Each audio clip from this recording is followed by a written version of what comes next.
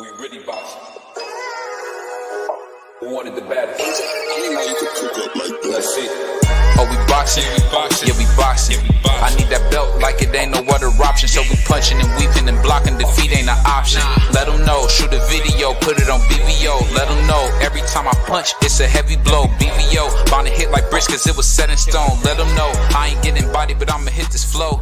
Yeah, way more than a show. This is BVO.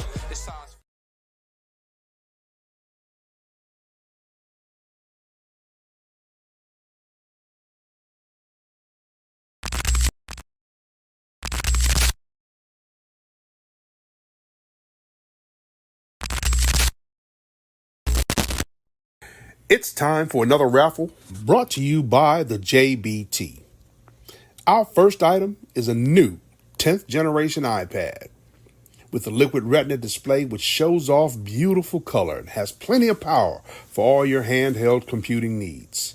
Great for work, play, or just movies on the go. How much is it to enter, you ask? Just $10. Or you can catch the deal with 3 entries for just $25. It's easy to enter. Just cash app your entries to $JBT Network 1. That's $JBT Network 1. Our second item is a set of Kenichi Bear Bluetooth noise canceling headphones. Great for gaming, movies, or travel. As the second prize in this great raffle. Our third item is a Ninja brand air fryer. Great for all your air frying needs. Cooking healthy with the JBT. So send your entries via Cash App to JBT Network 1. That's JBT Network 1. $10 each or 3 for $25. Put raffle on the comment line and you are entered.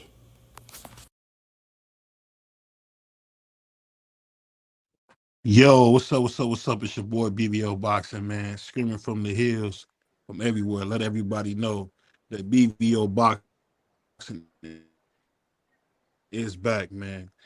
Soul Brother number 1, the Asiatic black man, original man sent by God himself, is back. He's back. We back. I got my man Puerto Rican Free, and I got my man Manager Calvin in the house. What's going on, y'all? How y'all feeling? What's going on, BBO? Yeah, stop disrespecting my name. Feeling, man. Burger King boy. Probably eating it. Every time you call me on the phone, you eating something. What up, though? So, what up, Free? How do you think?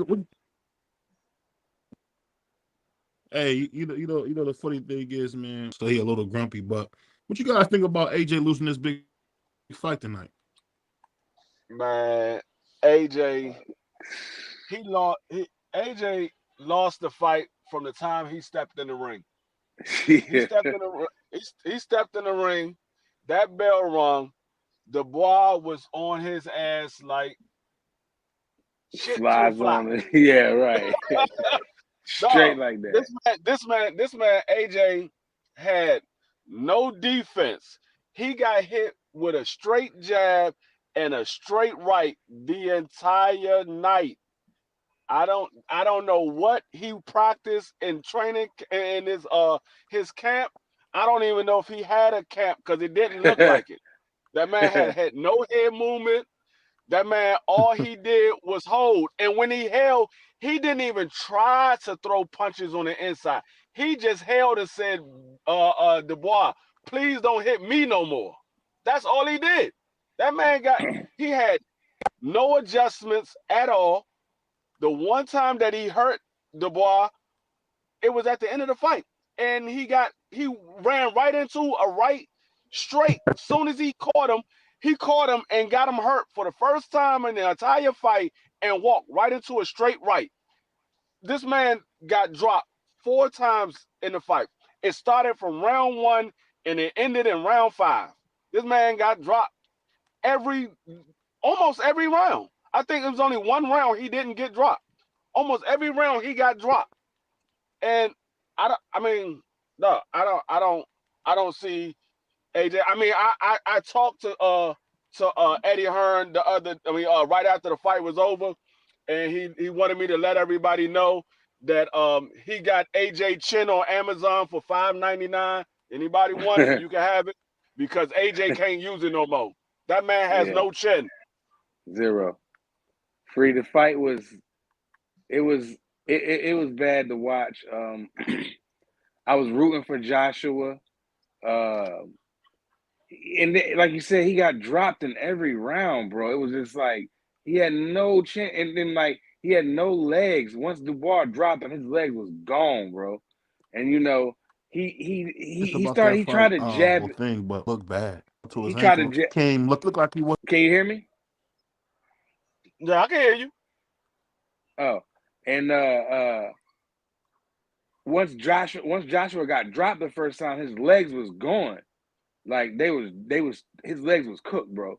And he tried to jab. He was trying to do things, but again, he went back to looking robotic again. You know what I'm talking about, Free? When he starts to look robotic, he starts to do the same thing. Yeah, And then yeah, Dubois rocked him real bad, man. And then from then on, he, like you said, Free, he just grabbed. He didn't want to engage really no more. He was just trying to jab, back up, move around, and not get hit. But he couldn't get out of the way of anything Daniel Dubois threw. And Dubois, we all said it, that Dubois is going to come at him in them first couple of rounds. Can AJ survive it? And he couldn't.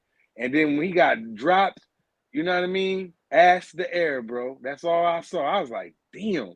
And that wasn't yeah. really because that one more time, real quick, Free. And that wasn't because Go the punch was so devastating. It was more so his leg was gone. Yeah, I mean, it was the thing was like you said, his legs was gone, and AJ, when he did swing for a big shot, he missed everything.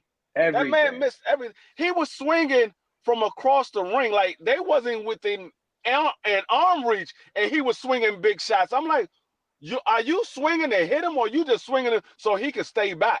Because it didn't look like he was trying to hit him at all. It looked like he was just trying to get Dubois to stay back.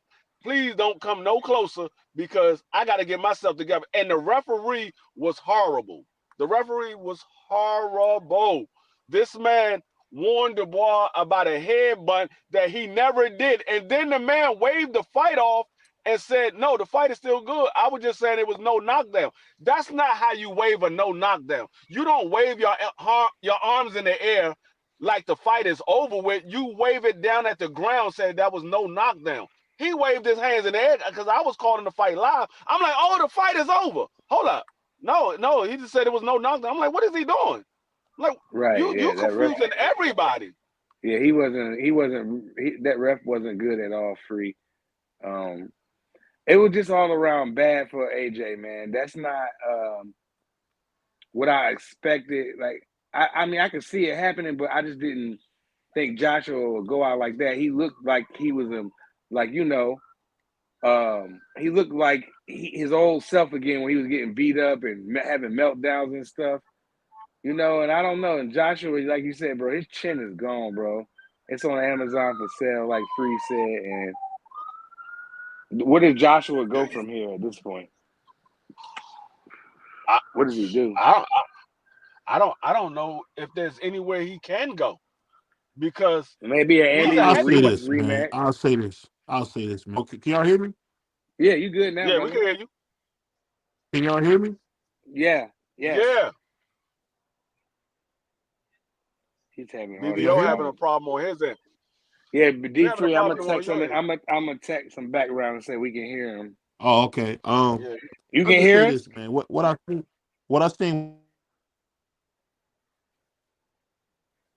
He having audio problems. No, he got a delay. Go ahead, BBO. Go ahead and talk. We'll wait. He is talking properly. Oh yeah, he having an audio issues. Yeah, but like I was saying, I don't know where he can go. He's a heavyweight. It's not like the heavyweight division is a bunch of light punchers up there. I mean, the only thing I can think of, maybe he can go in there and bully some of these guys who don't have the experience just yet. But when you get to the top level, like AJ is at that point where you either fighting top level or you a gatekeeper. You can't really go back because his name is too big. He Yeah, can't he's too really big go to be back. a gatekeeper, bro. He's not a gatekeeper. His name's too big. You good now, BBO? Can you hear me? Yeah. Yeah, we can hear you. Oh, I think I'm good now. Sorry about that. No, you All right. But good, bro. I'll say this: what I seen with AJ, man, was what we kind of knew to happen. He had been taking some soft touches. He really hadn't fought nobody.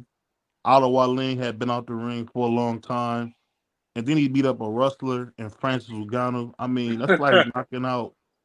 That's like knocking out mankind. So I wasn't really too impressed with that. But I'll say this: man. Anthony Joshua, man, really got a case of the beats. I mean, he got beat to death. I mean, the way Daniel beat him, I mean, usually you go to jail for beating people like that. I mean, it was like, dang, I couldn't believe that was that Anthony getting beat like that? I mean, he was getting beat to death. I mean, Man, hey, BBO, he had his ass in the air at the end of the fight, bro. Ass in the that was air, bro. crazy. Crazy. That brother's crazy. Yeah, that boy like that man like he was playing Twister. Yeah. That's what he looked like.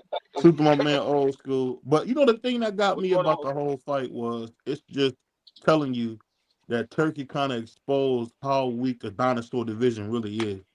Them dinosaurs all suck. Tyson Fury was just the best out of them. Wilder wasn't the best. He had holes. Usyk got holes. It just kind of showed you if they actually all fought, we would see that maybe these guys are not as good as we thought. And I think Turkey single-handedly exposed the whole heavyweight division because those dinosaurs, they all done took naps. My guy Wilder took a nap. Francis Ngannou took a nap. We had what's the other guy? Joseph Parker took a nap. So whenever you put these guys in real competition, just let you know that these guys really hadn't been fighting nobody. We see my guy from Toledo, Big Baby Anderson. He went straight to bed. I mean that I black like dude was that guy, Bacoli. I like him. I'm a Bacoli. I fan of mean, him now. he was just in there I beating I him like I'm he stole something. He might can whoop I gotta all of them disagree for real, with for you. real. I gotta disagree with you, BBO. What's It's that? not that they wasn't fighting anybody. They have Mhm. fought people. The problem is those fighters are old now. All of those guys are in their mid to late 30s. They're not Mm-hmm. young guys anymore. When we was praising them, they was young They was guys. 30, When we yeah, wanted 30. the AJ and Wilder fight, they was in their mid 20s. Mm-hmm. Yeah, that's a good We point. wanted that fight was in 2017 when we wanted that fight. It's Mm-hmm. That's Yeah. crazy. 2024 now. That's so crazy. These guys are old now. That's a good Yeah, point So too. yeah. it's just that they old. I mean, I think Bacoli it can is whoop what it them is. all now. I've seen one. All I needed to see him is one time, and he been talking his ish in the background, like he knocked them all out in sparring. And ain't nobody came and said nothing. He said they ain't said nothing, did they? Ain't nobody disputed. He said he knocked out Usyk. He knocked out who else? He said he knocked out I think he said he knocked Dubois. out Joshua Dubois. Yeah, It was Dubois. he said he knocked out Tyson Yeah, Fury. I mean, the thing is, like Mark McCauley, the problem with him is he don't have a promoter. He doesn't have a Mhm. promoter. Mm-hmm. So when you don't have a promoter, it's hard for you to get a fight because all of these guys that you want to fight, they got promoters. So in Mhm. order for you to be able, they're not a promoter not going to just talk to any random fighter say, hey, I want to fight your fighter. No, they want to talk to your representative. It's just like me trying to go to a daggone a corporation and I want to talk to the CEO. No, I gotta come with my CEO to talk to that Yeah. CEO. I can't come as a regular employee and talk to the CEO. Right. So it's hard for guys who don't have a promoter I to thought he was get the with Top fights Rank. that they No. want. He's not with No, Top he's not. Rank. How'd he get No, that that was fight just with a cherry pick gone wrong? that was a fight. That was a fight that the matchmakers made. They was looking Yeah. for a fight to showcase Big Baby, and so that's what they do. They go around at these gyms and they look for fighters to showcase their upcoming prospects. And they're say, hey, we got a fight for you. Are you willing to take it? We're gonna pay you this amount of money. And a lot of those guys be like, yeah, they ain't getting no fights like that. They're gonna say, yeah, I'll take it. That's why we see a lot of these fights, they be so overmatched because these guys aren't really those type of fighters. They in there just sparring partners or they just working out and they really don't have the training and they don't have the backing to put them to the next level. So they getting them as a matchmaker to showcase their prospect or their upcoming star. That's what they do. Yeah, and My man well, William Old School said, I call Eddie Hearn so many times lying about AJ facing water once a week. Eddie is coming out with a new lot with new that lies. and that and and tonight proved the reason why AJ and Eddie Hearn did not want to get in the ring with Wilder 7 years ago, because this is what would have happened. He's a sucker for a right hand. He's always been a sucker for a right hand. AJ hasn't improved anything. He just faced people who wasn't as skilled as him. That's what the problem was. He was facing people that wasn't as skilled as him. And when he did face somebody that was just as skilled as him, we saw he lost to him twice. A cruiserweight. He lost to him twice. He faced AJ. I mean, he faced Andy. Andy dropped him 4 times. The only reason why Andy lost the second fight is because Andy ate his way out of that belt. Andy came in there 300 pounds. He ate his way out of that belt.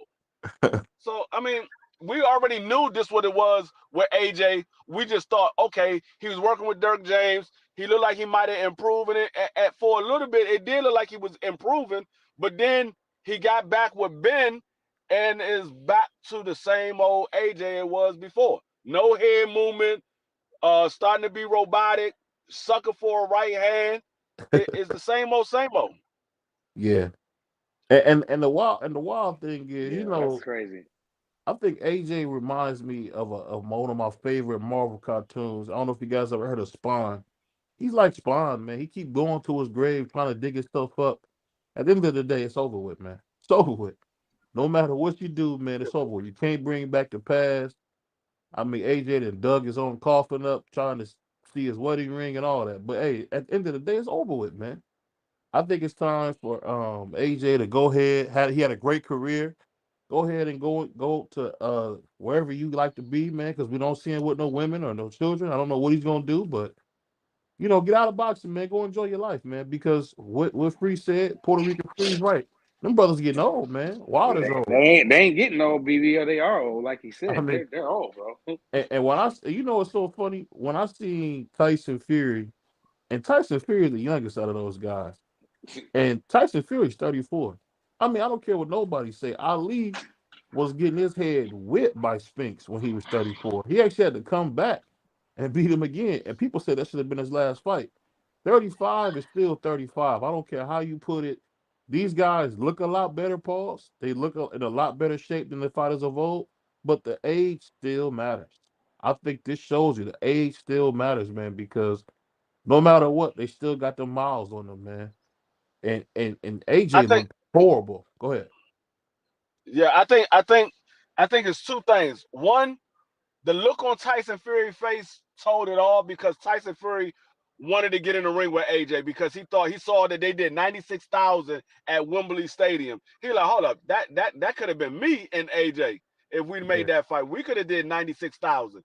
So I think he was upset about that. But another thing is, if Eddie Hearn wants to continue winning fights, Yeah. stay away from Frank Warren, because Frank Warren is whooping your ass. Frank Warren is whooping Eddie Hearn ass.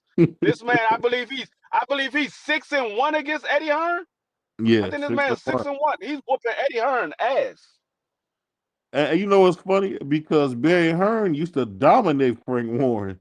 So it's it's, it's kind of hilarious to see, because Frank Warren had Carl Froch, Ricky Hatton, all those guys that we remember from the past. And it's just so crazy to see Frank Warren he already know he owned Eddie, and Eddie knows he's owned. And it's funny to see it, man. It's funny to see it because Eddie Hearn is probably one of the best boxers in promoting, best promoters in boxing. But whatever he do, man, the Anthony Joshua train is over, man. He made as much money as he could, and when I see all the people in there, I could tell you what, man. I don't think there's been a bigger star from the UK heavyweight wise than um Anthony Joshua, because Lennox was never this big. I mean, 96,000 people. That was like a Well, college you gotta football. remember both of those guys was from the UK. So it was fans of both of them in there. It wasn't all AJ fans because the boy's from the UK too. So he had a lot of fans that was in that arena. Majority of them was AJ, without a doubt. Majority of them was AJ, but the boy had something to do with that too. Well, we see And him pack. you We got to see him remember, pack out Wembley all the time. That's the reason I said that, because he packs out Wembley like it's no, no, nothing. no, yeah, he does. He just never did 96,000. That was a Yeah, record.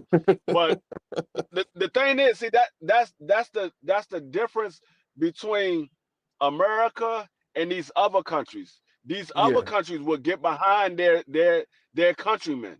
These other yeah. countries, it don't matter if they real good or if they mediocre or if they somewhat bad. They will get behind them. They're gonna get behind them regardless. They'll be in the stadium. Yeah, we know he might get his ass whooped, but we're gonna stand behind our people. We're gonna stand that's a, behind our people. that's the So fact, I mean man. that that's the difference between America and the other countries. They're gonna get behind their people, and so we will only see that in the UK or overseas in Saudi Arabia or Japan or something like that. We won't never see nobody pack out 96,000 in our stadium unless it's a mega fight. It would have to be something like Sugar Ray Leonard versus Floyd Mayweather or something like that. It would have to Mhm. be a mega fight in order to pack something out like that because Yeah. ain't nobody. I mean, everybody not gonna. For one, the tickets is gonna be sky high. Like their tickets over there is not as doesn't cost as much as it costs over here. Like they probably was getting tickets for like $25, so they could Mhm. Yeah, pack the stadium out. They wanted to look good for the TV and everything. So they going. You got 96,000. Yeah, you can give out probably about 10 to 15,000 tickets for $25. You still making a big Decent chunk money. of Yeah. change. you making Yeah. a king's Yeah, you still ransom with that. Mhm. yeah My you man still William making a big Oaks. chunk of change. My bad. I'll read this comment. William Oaks said one thing about lying: if you don't remember your lies, you get exposed. And Yeah. Eddie Hearn, Eddie Germ Eddie never Germ. remembers his lies. Never, bro. He's been multiple. Hey, William, dog. He has been caught multiple times saying stuff, and then he act like people just not watching these interviews. He say something on one interview on someone's channel, and then on another channel, he's saying this complete opposite right after the interview. He just said it 20 minutes ago. Now he's saying something else. Like Eddie Hearn is, he like he sometimes he's. I don't even know how to say it, bro. He just irks me, bro. He just rubbed me the wrong way, Salute to dog. Jeff Spark.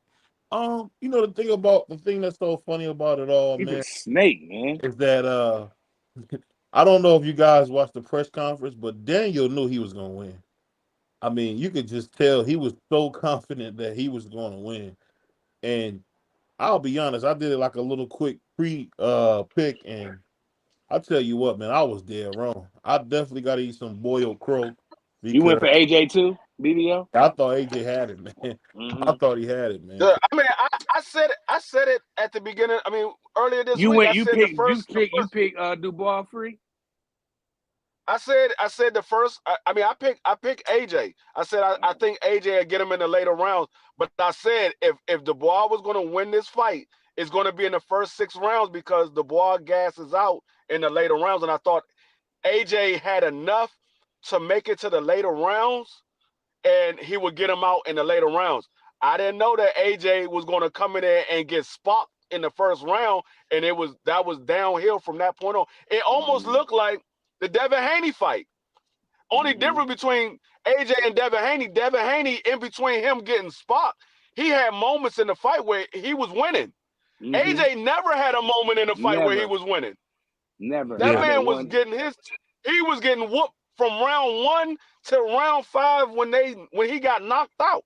He From ain't pillar never to win. post. He was getting whooped from pillar to post. He couldn't do nothing. He couldn't free BBO. He could not get out of way of anything Dubois was doing. He was getting hit with body shot. Dubois hit him with a body shot. But AJ tried to rumble back. You know what I will say though? AJ got up. AJ, he tried, especially toward the end, like Free said, he landed his best punch at the end before he got melted. But AJ seemed like he did kind of. I'll say this. I'm gonna go off a cliff on this one. I say AJ went out on his shield. He got I back mean, up. He tried, but he got knocked out. He ain't had no legs. Was gone. yeah, from round one until he got knocked out, AJ was fighting off of pure heart. It was pure heart. His Yep. legs was gone from He had no round one game on. When he plan. got from the moment he got knocked down, his legs was gone.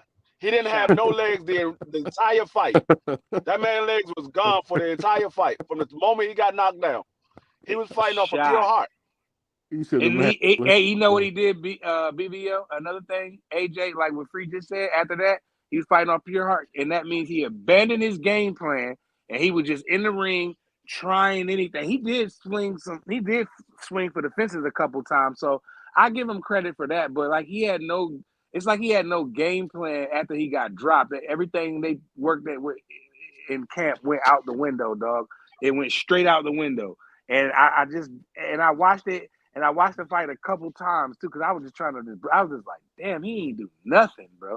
He was pawing his jab. He wasn't really trying to jab the boy. He was scared it was gonna come back. But once he got dropped, he was like, damn, I'm about to just go out swinging, and he did. Hey, salute. We got my man, the angry white man, my man William Old School. Old School, what's up, baby? Salute, Old School. What's up, guys? What's going Old on? School, what up? What's going on, William? See, if y'all would have listened to me in D1 last night, we pointed out why AJ was going to lose. Look, bro, the man has no heart. He really doesn't. I said if he gets hit one hard time, he will revert back to the bullshit he was doing when he gets hurt. And sure enough, a jab did it. Yep. A damn jab did it. A damn jab. Yep. And I kept telling D1, I said, watch, he drops his left when he throws his jab. His left hand never comes up. He's wide open to the right.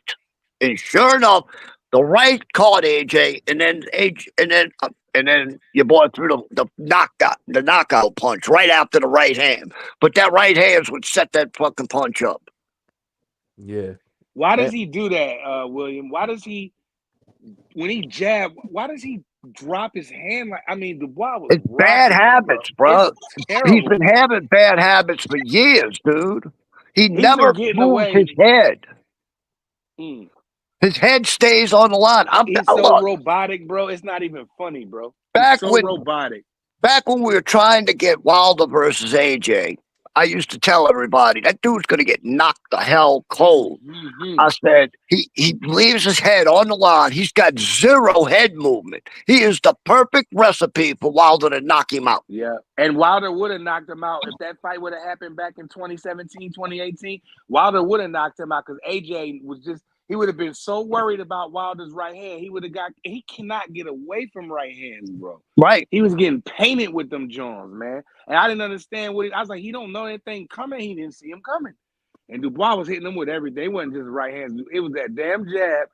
And it was just everything. He hit him with everything. He hit him with the kitchen sink, bro. But Andy Ruiz mentally broke that dude. Yeah, bust him up. Yep. He really did. AJ hasn't been the same since that fight in, what was it, New York? Yeah, it was in Barclays. Yeah, you remember when AJ started engaging with Andy Ruiz? Eddie Hearn had a fit outside the ring about like, what are you doing? Do not just box and basically run. Yeah, right. That was an MSG, man, and he got embarrassed. It was an MSG. He built MSG. That's the crazy Back part. when we were trying to get Wilder versus AJ, there were many rumors coming out about AJ getting beat up in sparring. Many rumors about it. And Eddie knew what the hell was going to happen if he stuck AJ in there with Wilder. That's why Eddie would never make the fight, because he knew what was going to happen. Mm-hmm. He knew Wilder was going to get him in like 3 or 4 rounds with a right hand down the middle. Right. AJ would have never seen it coming because William just said to y'all, he keeps his head on the line, and Wilder would have just broke him, bro. It would have been ugly. Oh, yeah. He'd have been out cold. I mean, cold. They still should fight. Both of them should fight. They should fight next. I don't know, bro. Wilder's lost his confidence, and when a fighter loses their confidence, bro, They could. They become food. You I know? don't think he lost his confidence. I just think he's lost. I think because what Free said earlier, before you got up here, these dudes is old now. So I think it's his reflex. I don't think that that too, but I do believe it's his confidence. I think he's always a confident person. He believes in certain things. I think he's a confident person. I think that his stuff is gone. The goods are gone because he's an older guy now. You had your run. You did 10 title defenses. You know, you was a good champion and you lost a couple like every other heavyweight champion. So I think that at this age, his reflexes and everything is gone. He can't let his hands go. He can't be bomb squad no more. It's no bombs. The ammunition is gone. So I think that, it was fun while it lasted, but I just rather see Wilder, do something else with boxing. Right He's off very into colorful, sun, bro. He's made a ton of money. He's got plenty of properties. All that he can shit. still He talk. invested He his can money still talk. wisely. He can still talk. No, I'd like to see him do a podcast or something. Like, imagine a Wilder podcast. It'll be huge. Yeah. I have to agree with William Old School. I think AJ lost. I mean, I think Wilder lost some confidence too, because remember, Wilder was known for having a sturdy chin. Remember when he fought Louise? When he fought Louise, he got hit a few times with a big shot, and he didn't go nowhere. No, but he kept coming. When you get knocked out, it messes with your psyche. It messes with your psyche, and you like, okay, I can't get caught with a big shot no more. And we saw that when he fought Joseph Parker. After that fight that he had with Tyson Fury the third time, and he got knocked out, he hasn't fought the same since. He hasn't fought the same. That last fight with Tyson Fury was a better fight than he has fought out of any fight since that fight. That was the best we've seen of Wilder since that fight. Yeah, we haven't seen a better Wilder since then. So that's what I mean, Free. I don't think it's his confidence. I think the goods are gone. I don't think it's his confidence because Wilder because he said he's not retiring. So he's planning to fight on even after what Big Bang did to him. He said no. He wants to get back in there. So he can't be his confidence. It's something else. Like, them fighters when they get old, they can't let their hands go no more, and that's what we're seeing, I think. And you guys, if you guys want to say his confidence, that's cool. I don't have no gripe with that. But me personally, I think it is his confidence. I think he said he's not retiring no more because he don't like the way he went out. He don't want to go out. His last fight, he got knocked out cold, so he want to go out winning. He want to go out. I won my last fight. I'm gonna go ahead and retire. There's nothing for me to prove. Because if you're not fighting for a title, what are you fighting for? You don't need the money. Right. You don't need the money. Nope, you don't. What are you fighting for? I don't know. You never know if you need the money or not, man. Look, if he's gonna do one last fight, it might as well be AJ. Get the one last fight. Go against AJ. Make the big money because everybody's whether they pass their prom or not, people are gonna pay for that fight. Mm-hmm. Especially if they you gotta remember. I do it in UK. You gotta remember he was a champion. And the one thing, especially when you're a champion, you held onto the belt for a while. The one thing a champion never want to do is go out losing. They want to go out winning. They never want to go out losing. I don't care if it's football, basketball, baseball. A champion never want to go out losing. They want to win one last time before they hang it up. And so I think that has a part to play in why Wilder want to fight again, because his last two fights he lost, and he lost in a fashion that we never seen Wilder lose before. Usually you got to take Wilder out, and Wilder in the Zane fight, he got hit with a glancing shot, and he was wobbled. It wasn't even like it was a clean shot. It was a glancing shot, and he was wobbled. And he turned his back, and when he turned around, Zane was right there waiting. So and let's face it, if there was any chance of him going out and getting knocked out, spinning. I don't think he want to leave like that he image was doing in camp. And that people had that meme William. up of him and spinning when he was spinning around in the gym, and they was like, "Well, if he practices spin, he ain't going out like that with that on that meme." Look, bro. If there's one chance of Eddie throwing AJ under the bus, it's now. especially after what just happened. So I think if there was a chance of Eddie making the fight with Wilder, it's now. I still think Eddie care about him. I don't think he wants to see that. You know, I mean, I don't know who would win that fight at this point, but I mean, if they don't feel like they're gonna retire, then put them in a like. I'm mad that we didn't get that a long time ago, but like William said, if they fight now, people gonna watch it, bro. Yeah, we're gonna watch. Everybody on this panel and in this chat is gonna watch that fight, and if it's on pay-per-view, it don't matter. However you do it, it's your business, but you're gonna watch the fight. All right, bro. I gotta get back to cleaning my house. I just wanted to chime in for a minute. I appreciate you. No problem. Appreciate you. Appreciate you, man. Y'all take it easy. If they, I mean, it don't matter what fight they make for Wilder. If they make a fight, I'ma watch it because I support Wilder. I support Wilder, and so I'ma buy it because of the fact that Wilder's fighting, and I'ma support him. But at the same token, I don't want to see Wilder in a fight again. I don't want to see him in it because who knows? It could be his last fight. Period. It could be his last fight. Period. And the next fight he has is him in the hospital fighting for his life. I don't want to see somebody who has nothing to prove to go out like that. That's a good point. You done everything you need to do in the sport of boxing. You wasn't able to get the undisputed title because they avoided you. That wasn't your own doing. That was their doing. So there's nothing else you need to prove. I don't want to see, like I said, I don't want your next fight to be you fighting for your life in the hospital because you went out here to try to prove a point to somebody.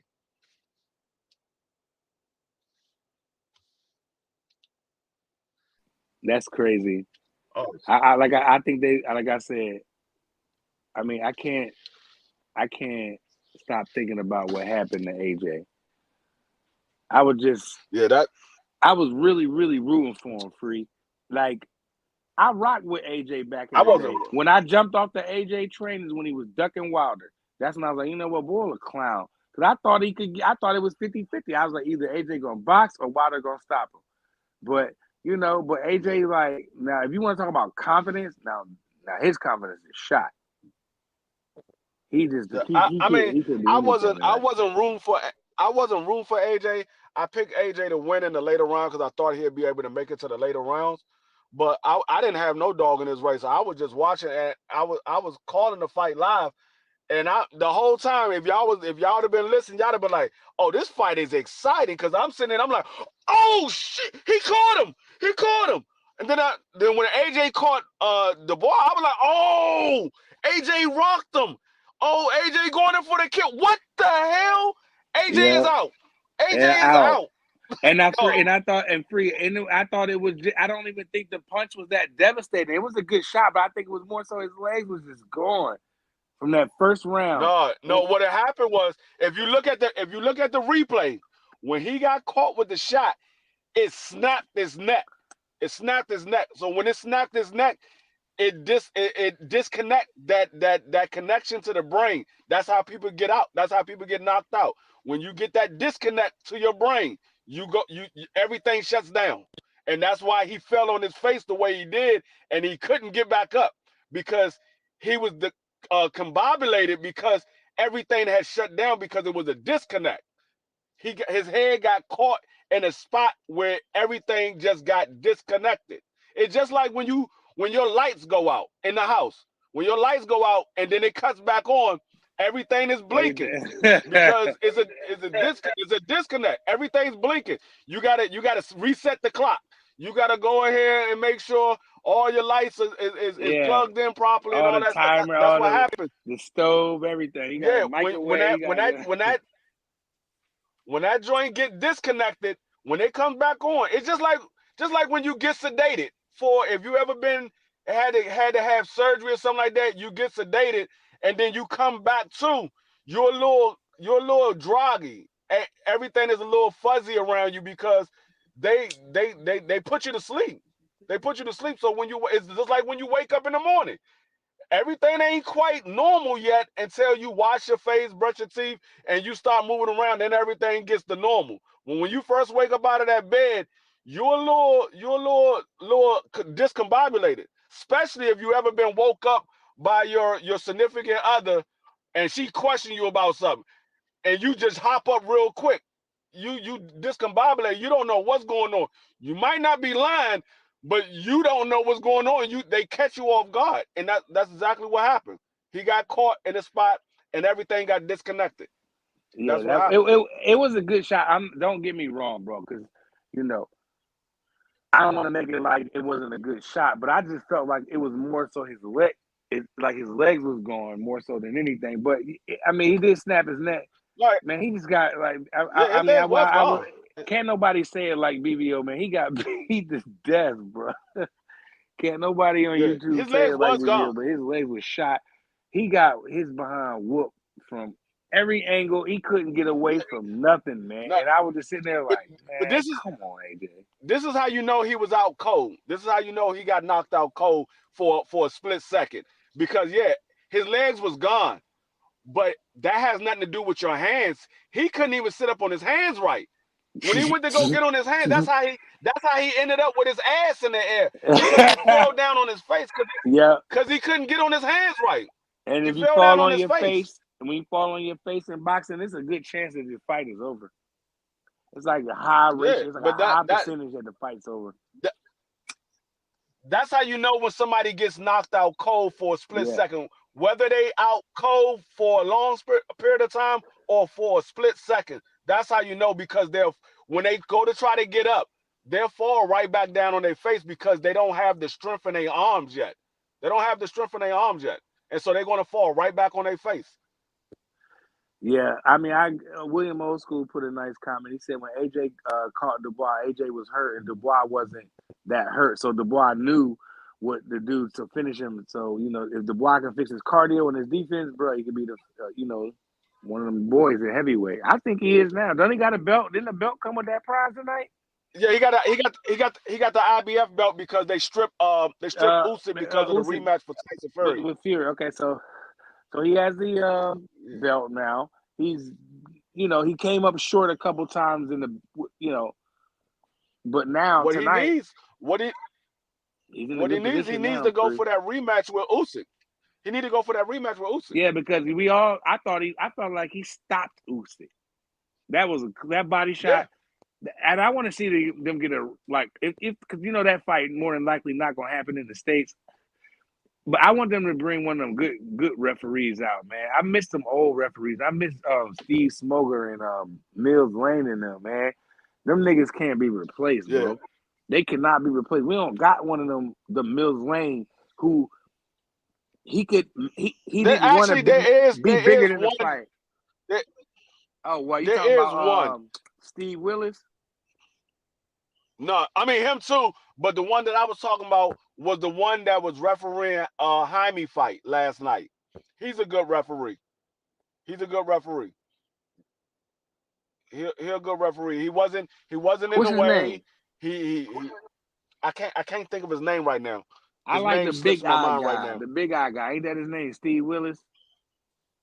Yeah, that's Steve Willis. I like him. But Steve Smoger, I met him personally. He was a really nice guy. I got tons of pictures with him.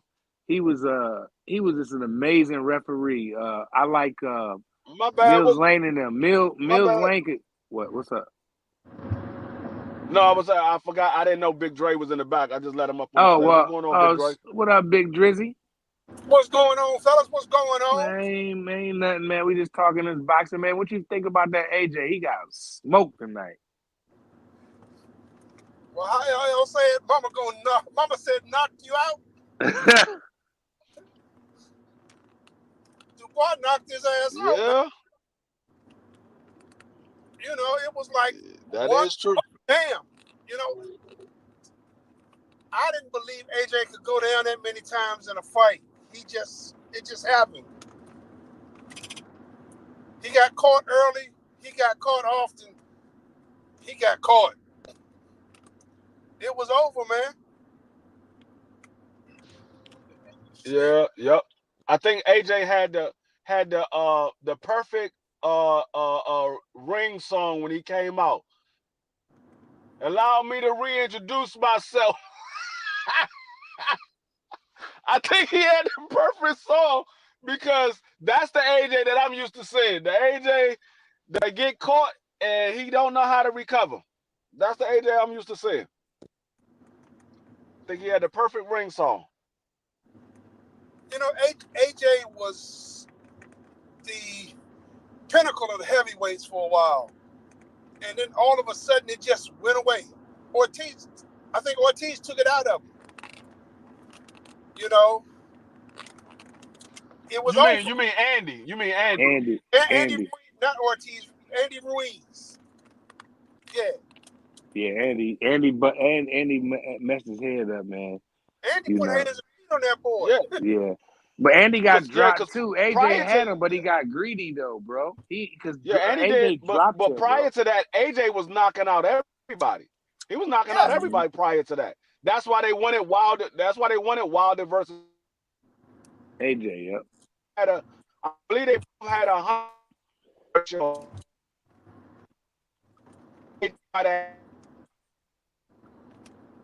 Free, you going in and out.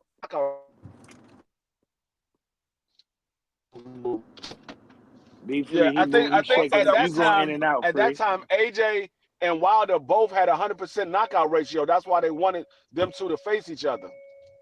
Yeah, that would have been nice, man. That fight would have made hundreds of millions of dollars. It would have been in the record book with pay-per-view buys. I ain't saying it would have beat Floyd, but it would have been in the book. Wilder, AJ, man, come on, man.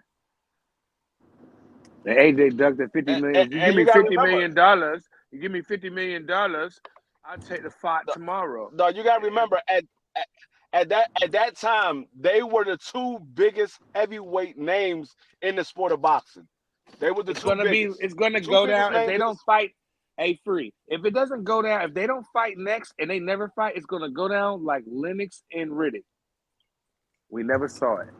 I mean, it still hurts to this day. If all of us are hardcore boxing fans up here on this panel, now y'all can't front like that. Don't hurt. Like you think of that with Bo at his prime and Lennox when he was coming up, you was just think like, damn, man. But the only difference is the AJ and Wilder didn't happen because AJ ducked. Bo and Lennox didn't happen, huh? I said, yeah, you're right. AJ straight ducked.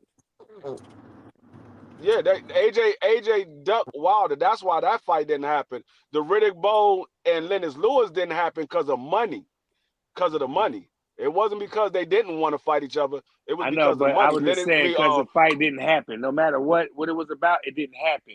And it hurts me personally to this day that fight didn't happen. Isn't that when like I said, what'd you say? Bo, yeah, that was the fight that Bo threw the belt in the trash. Yeah. Because they wanted to pay. He threw the WBC in the trash. Yeah, they wanted to give Bo 50-50 because of him. I mean, he wanted to give they wanted to make it 50-50, and Bo was like, "Hold up, I'm not making it 50-50. I'm the champion." And star. He get a yeah. He like Bo was a bigger name than Lennox Lewis at the Way time. bigger. So he was like, "No, I'm not giving him 50-50." And it shouldn't have been no 50-50. It should have been like 60-40, if anything. Like I don't care what it should have been. Bo should have had the lion's share. He was a champ. Nobody knew who the hell Lennox was but us. You know what I'm saying? We was the only ones that knew that in his country. He had a country behind him. He did. And they support. But over here, we don't know him like that. We know Riddick Bowe just beat Evander Holyfield, dog. They just had the fight of the year. What are you talking about? You know what I'm saying? And then Riddick checked them. He checked them after the fight when he got his belt. Lennox pulled up on him. Lennox was like, "I'm going to knock you out." Riddick was like, "You ain't gonna do nothing, bum. You ain't gonna do shit." You know what I mean? You ain't gonna do nothing. And Riddick, I like that exchange they had. And I wanted to see the fight, man. I was like, yeah, but because I rock with Lennox, I rocked with him. I ain't gonna lie. You know what I mean? Just because he's from the UK, I still rock with the brother Lennox. Lennox was one of my favorite heavyweights, but I'm pissed that we didn't get that fight. And that's if Wilder and AJ don't fight, it's gonna be one of them things when we look back, when we get older, and we're gonna be like, damn, man, Well, man, AJ would have got knocked out. We would have said the same thing, but yeah, but it would have been a great fight. What'd you say, Dre? That they let things like money come between them, and then everybody talking about I'm the best, I'm this, I'm that. Damn that, get in the fucking ring and prove it. Straight like that. I guess I'm from an era where, where all the heavyweights, they rumble, man. Are some of the best fights ever. Like when Merciless Ray knocked out Tommy Morrison. Remember how he melted him, bro? That was a good one. And like Bone Crusher and them niggas used to rumble, Drizzy. It wasn't no talking. It was talking, but they rumbled. And we just don't get that no more, man. We don't get that. All three of us right now, we come from where we used to seeing the best one. I ain't gonna say they didn't care about the money, but they cared about the money. But bro, they wanted to rumble too. And Big Dom was making it happen left and right. Bob Arum, he was doing stuff. He was making fights. The fights was happening, bro. When the fans demanded the fights back in them days, the fights happened. Did they? We gotta marinate it and all that. Go ahead, Freak, because I'm getting annoyed. That's the reason why I say right now, today, the heavyweight division is dry. It's dry because you got a couple names like BBL that people know who they are. The other ones, you don't really know who they are. They could be good fighters. You just don't know who they are. And that's why I said the heavyweight division right now is dry. A wasteland, it's like real BBL dry right now. Well, we also don't have an American heavyweight. We don't have a heavyweight that we can name in the U.S. He got knocked out. Jared Anderson got knocked out. I'm rolling with Bacoli, man, over all these niggas. I'm rolling with Bacoli, man. I don't know what else to Bacoli, do. Yeah, I mean, Bacoli, he's a okay fighter. I'm not gonna say he's good. I'm not gonna say he's what level. What okay grade right is he? D3? Because what grade is he? I'm gonna say he's C level right now. I mean, he beat Big Baby Anderson, but who has Big Baby Anderson beat? Right. It's not like Big Baby Anderson was this world beater that beat everybody. Big Baby Anderson was somebody that was he was a C fighter too. He was a C fighter. Big Baby Anderson was a prospect. But what grade is he though? He still, just because he's a prospect, he still gets a grade. Like Abdullah Mason's a B fighter to me. He's a prospect. No, he don't. No, Abdullah Mason don't get a grade. He's a prospect. He get a grade I on grade, his fight. See, I grade my prospect. I grade. I mean, okay. That's fine. You can grade him. What I'm saying is, he a prospect. They don't get a grade until they become a contender. He's a prospect. He's not a contender. Well, where the hell does that rule come from, D3? Where the hell does that rule apply? Where did the hell that? Like, explain that rule. You asked me. You said what rule that you get that they get a grade? That ain't no rule. That's something because that you do. I grade all the fighters. Okay, so that's your rule. That's why I said they don't get a grade when they're a prospect. They get a grade once they become a contender. And that's your rule? Huh? Is that your rule? Is that the way you do it? That's my rule. There is no rule to give a fighter a grade. There's no rule to give a fighter a grade. You give a fighter but the a way grade. You do it, but the way you do it is you wait till they become a contender, then you say, "All right, you know what? He's a B fighter, C fighter, he's an A fighter."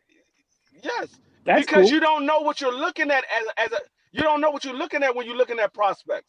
You don't know if they're going to be a good fighter or not. If I'm looking at nobody. Yeah, you're right about that. But if I'm looking at him talent-wise, like Abdullah Mason, he hasn't really fought nobody, but we all know he's the goods, though, you know? So, like, he's going to be tested. He might get dropped or whatever, and something might happen, but I feel like I can look at him and say, you know what, that kid's a B fighter to me, man. I feel like he's a B fighter. I mean, you can look Okay, at that Cremel. style Let's and do say, yeah, Cremel. Let's he do Cremel. I'll say he's a C+ fighter right now. Right now. he doesn't get a grade for me because he ain't had number 3 fights. And he looked great in them. And he had holes. And he had some I, holes. So that makes me no, I I'll don't. grade him. I grade these kids. No, I grade what I yeah. do So free. What I do free. What I listen, do is I don't listen, grade listen, that. I listen, don't listen. grade that. I'm gonna let you go. I don't grade the amateurs. Once they turn pro, I start grading them. So if they start off as a D, I'm like, he's a D. He looks like a D, even though it was a bump. He was cool. Cremel knocked him out, but he's still a D. Then I let him elevate every fight, and I'll hold him because it's hard to get to. Once you get to once you get to a C, it's hard to get to the next level. That's when you got to start showing me stuff. If that's the case, then Abdullah Mason, Cornell, Emilian Vargas, all of them should be an A. Because if you do it that way, when you start off at A. The same way when you're in school. When they start you off, you have an A. Until you get a test and you fail the test, then your grade starts to come down. So none of them have a loss, so they should all still be A's then. All right, that's fair. That's fair enough. Hold on, Free. I got you. I'm getting stuff on my daughter. Now, how many of them have gone a full 10 rounds? I mean, you can't give him a grade until he has gone at least a full fight. I mean, that's why I said I don't grade him on the fights. I don't grade him on what type of fighter he is. I grade him on the actual fight. Okay, that was a C level. I mean, that was a C performance, or that was a B performance. And then if you want to add all those grades up together and come up with a grade, that's fine. You can do it that way. I don't give them a grade until they become a contender, and that's then cool. I see them fighting other guys that's on their level, because when you're a prospect and you're coming up, they showcasing you. You're not really fighting anybody that's on your level. They want to show off their new fighter. They want that fighter to look good. They're going to put you in there with fights to make you look good. So you can't really give them a grade because they putting you in fights to make you look good. That's fair, Free. That's fair. I got no argument against that, dog. I just feel like I'm grading them when I'm looking at them, and the amateurs, it's a different type of fighting. But when they turn pro, I start to grade them from day one. But that's cool. Your concept is, that could be authenticated. That's legit. That's a legit assessment. So I ain't even gonna trip. Okay. Man, Emiliano Vargas, he cooked, man. He cooked the other. If he gonna beat Abdullah Mason, he got some work to do. You got to remember, Emiliano Vargas, he fought at a weight class for the first time. He moved up to 140. He was fighting at 140 for the first time. And he's not coming back down to 35. He said he feels better at 140. His body is getting bigger. And so he said it was too hard for him to stay at 135, which is smart of him because he's a young guy and he knows he's getting big and he don't need to stay at a smaller weight class if you outgrowing it. So that was smart on his behalf. So him fighting at 140, he looked good at 140 because he did what I expected him to do. I thought he was going to stop the dude, and he looked good doing it. I didn't see a bad performance from him. He looked good. What grade did you give his performance, Free? I give his performance an A- because there was some shots that he got caught with that he shouldn't have got caught with. I gave him a B+. Yeah, I mean, like I said, it was some shots that he got caught with that I don't think he should have got caught with, but I think he was being greedy and he was trying to put on a he was anxious. Yeah, he was anxious. He was in Arizona in front of the Mexican crowd, and he was trying to put on a performance for the Mexican fans. So and he did. I understand it. And he did. And the reason I give him a B+ Free is because of exactly what you just said, that he got hit with shots that he shouldn't, but he got the job done. They showed up for him, and I like him. I'm just defense, man. You've seen so many holes, and it's like, yeah, he young though, B. Yeah, but I told you that a long time ago, BBO. I said Emiliano Vargas, he's a good fighter, but he got holes in his defense right now. There's holes in his defense. Hey, BB, but he did. But he's sharp though. He got some ways to go. He's young enough to where he can look at that You can get in the gym and be like, bro, I got to change that. I got smack on that one right there. You know what I mean? He young enough. Yeah, They got the internet and all that, you know? They got all that stuff. What about what I seen from him last night? If he was in there with Tank would have knocked him out. That's what I mean. He's that kid. Tank is a season. Tank season, man. That kid ain't. That's different. Like I think Tank can knock out Abdullah Mason right now. Yeah, that doesn't mean that Abdullah Mason. That doesn't mean Abdullah Mason is still good. He is good, but you talking about putting him in there with. He said Emiliano versus Tiger right now. That's crazy. That would be a rumble. I mean that it would be a good fight. I don't think they'll do it because they both on the top rank and they both prospects. Yeah. Bob ain't gonna do that right now. He's trying to build their names. Both of those are upcoming stars. He want to build them up. He ain't gonna do that right now. Now that could be a fight in the future. No, what you think about the rumors in BBO too? If you listening, what y'all think about the rumors about Tank and Lamont Roach? That's not gonna happen. I hope it ain't true. That's not gonna happen. Because Tank told Richard Hitchens we could fight now. He told Richard Hitchens we could fight now. So what's up with that dude? What's up with him, BBO? What's wrong with that? What's y'all call that nigga African? What's wrong with that nigga? Why is he like switching sides? He don't know what he wants, bro. First he was taking the power from Tank's hand. Now he's just like stabbing him, like trying to make some money, man. It's just that simple, bro. He's trying to make some money, man. I don't think the Lamont Roach is going to happen for the simple fact of Lamont is at 130. He's not going to move up to 35, and Tank is not moving down to 30. Tank won a big fight. You don't think Lamont will move up for the right money? Oh yeah, what money? You don't, hey Big Drizzy, I mean, you don't think Lamont and his people will cash out right now? Lamont and his people might cash out right now, bro.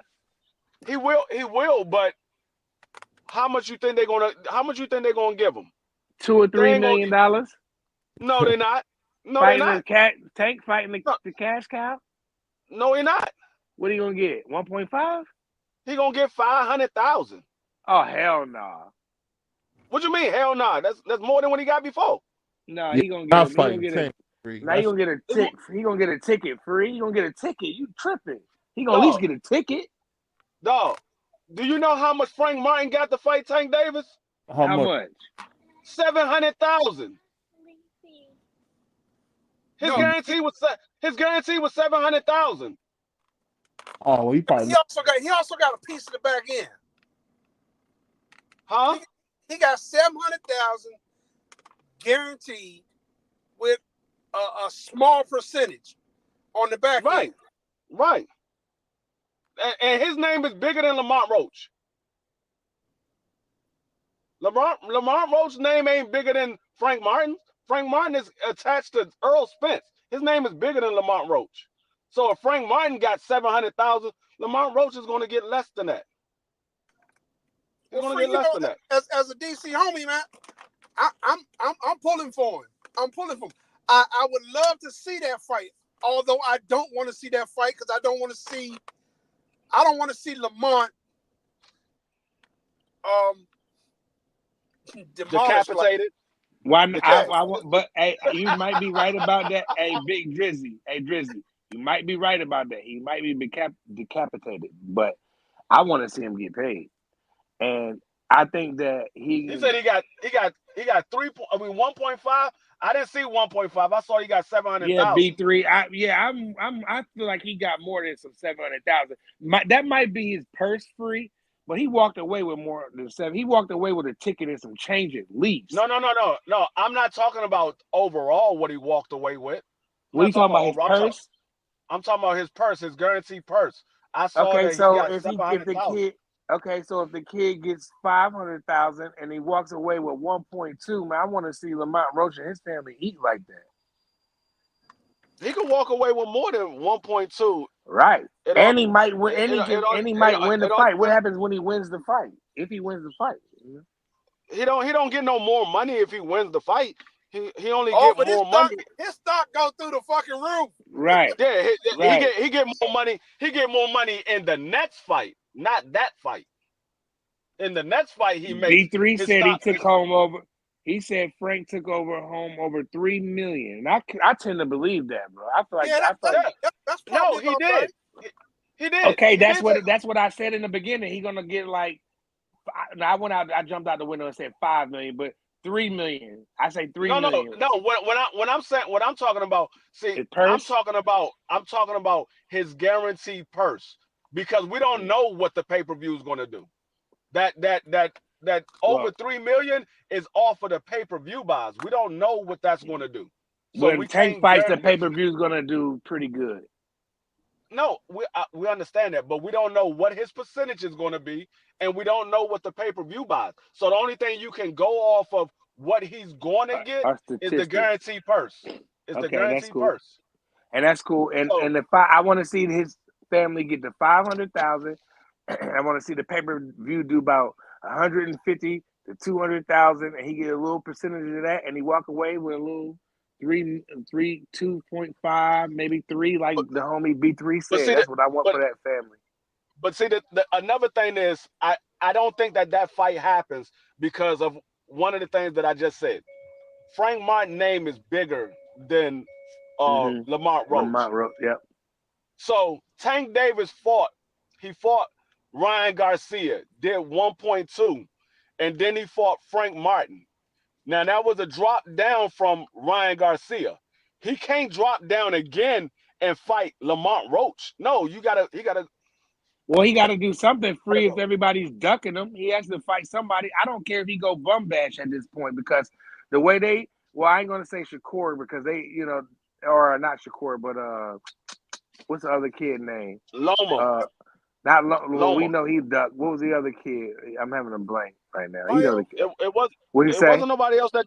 Shakur. Yeah, not Shakur, but there was a fight. No. Yeah, Shakur. It was only Loma. It was only Loma and Shakur. Well, that fight didn't happen, and then I'm gonna roll with the homie Just Do, and shout out to Just Do Boxing, the voice. I'm gonna roll with him and say you can't that fight right there, is business. We couldn't make that fight next, but I don't care if Tank go in bum bash, bro. At this point, I just want to see him fight because he can't get the fights that he wants. Everybody say Tank don't want to fight. Now he's coming spinning the block when he's a cash cow and he wants to fight and he's destroying everybody. Now nobody want to fight.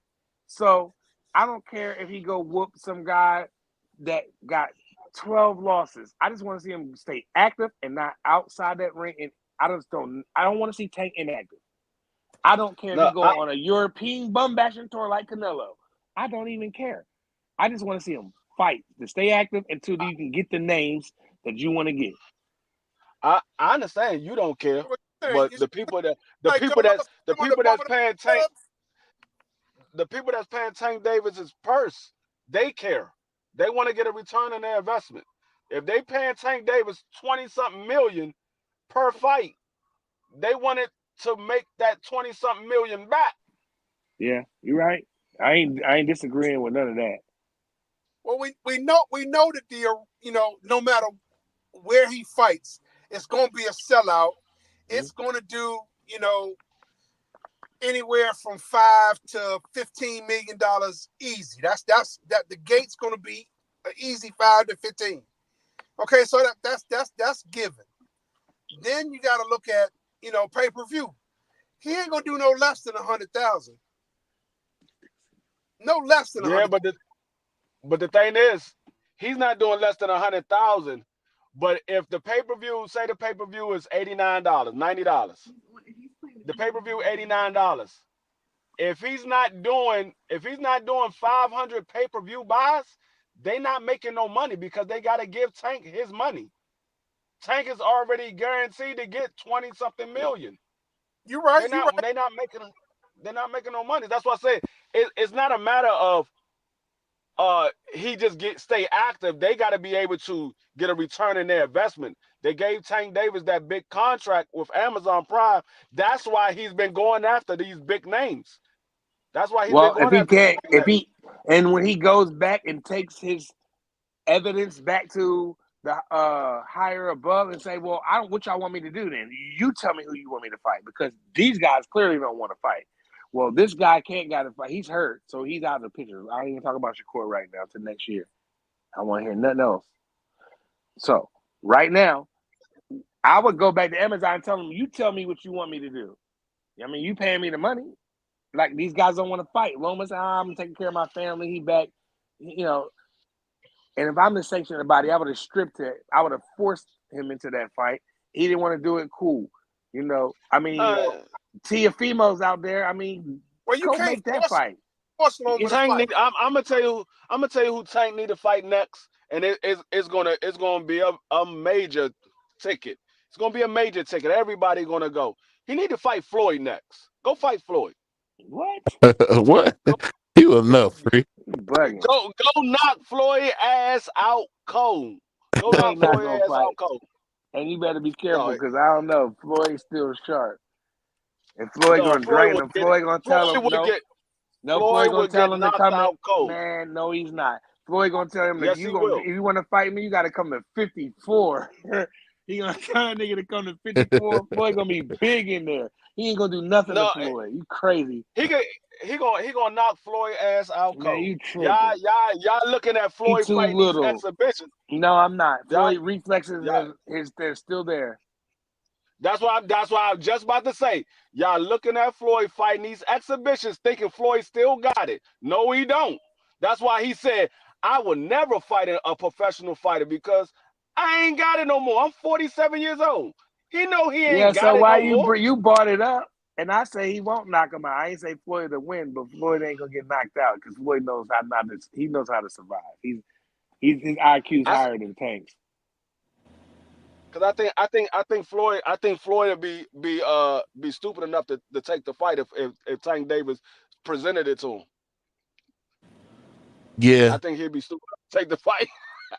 I don't know. I'll tell you this though. Whatever Tank does do, man, I really, really want to see him, man, in there with somebody who matters. I mean, I know it ain't gonna be Shakur this late, but I would love to see him in there with if he can't get Shakur, at least fight the dude WBO champion, man. Fight somebody that got a belt.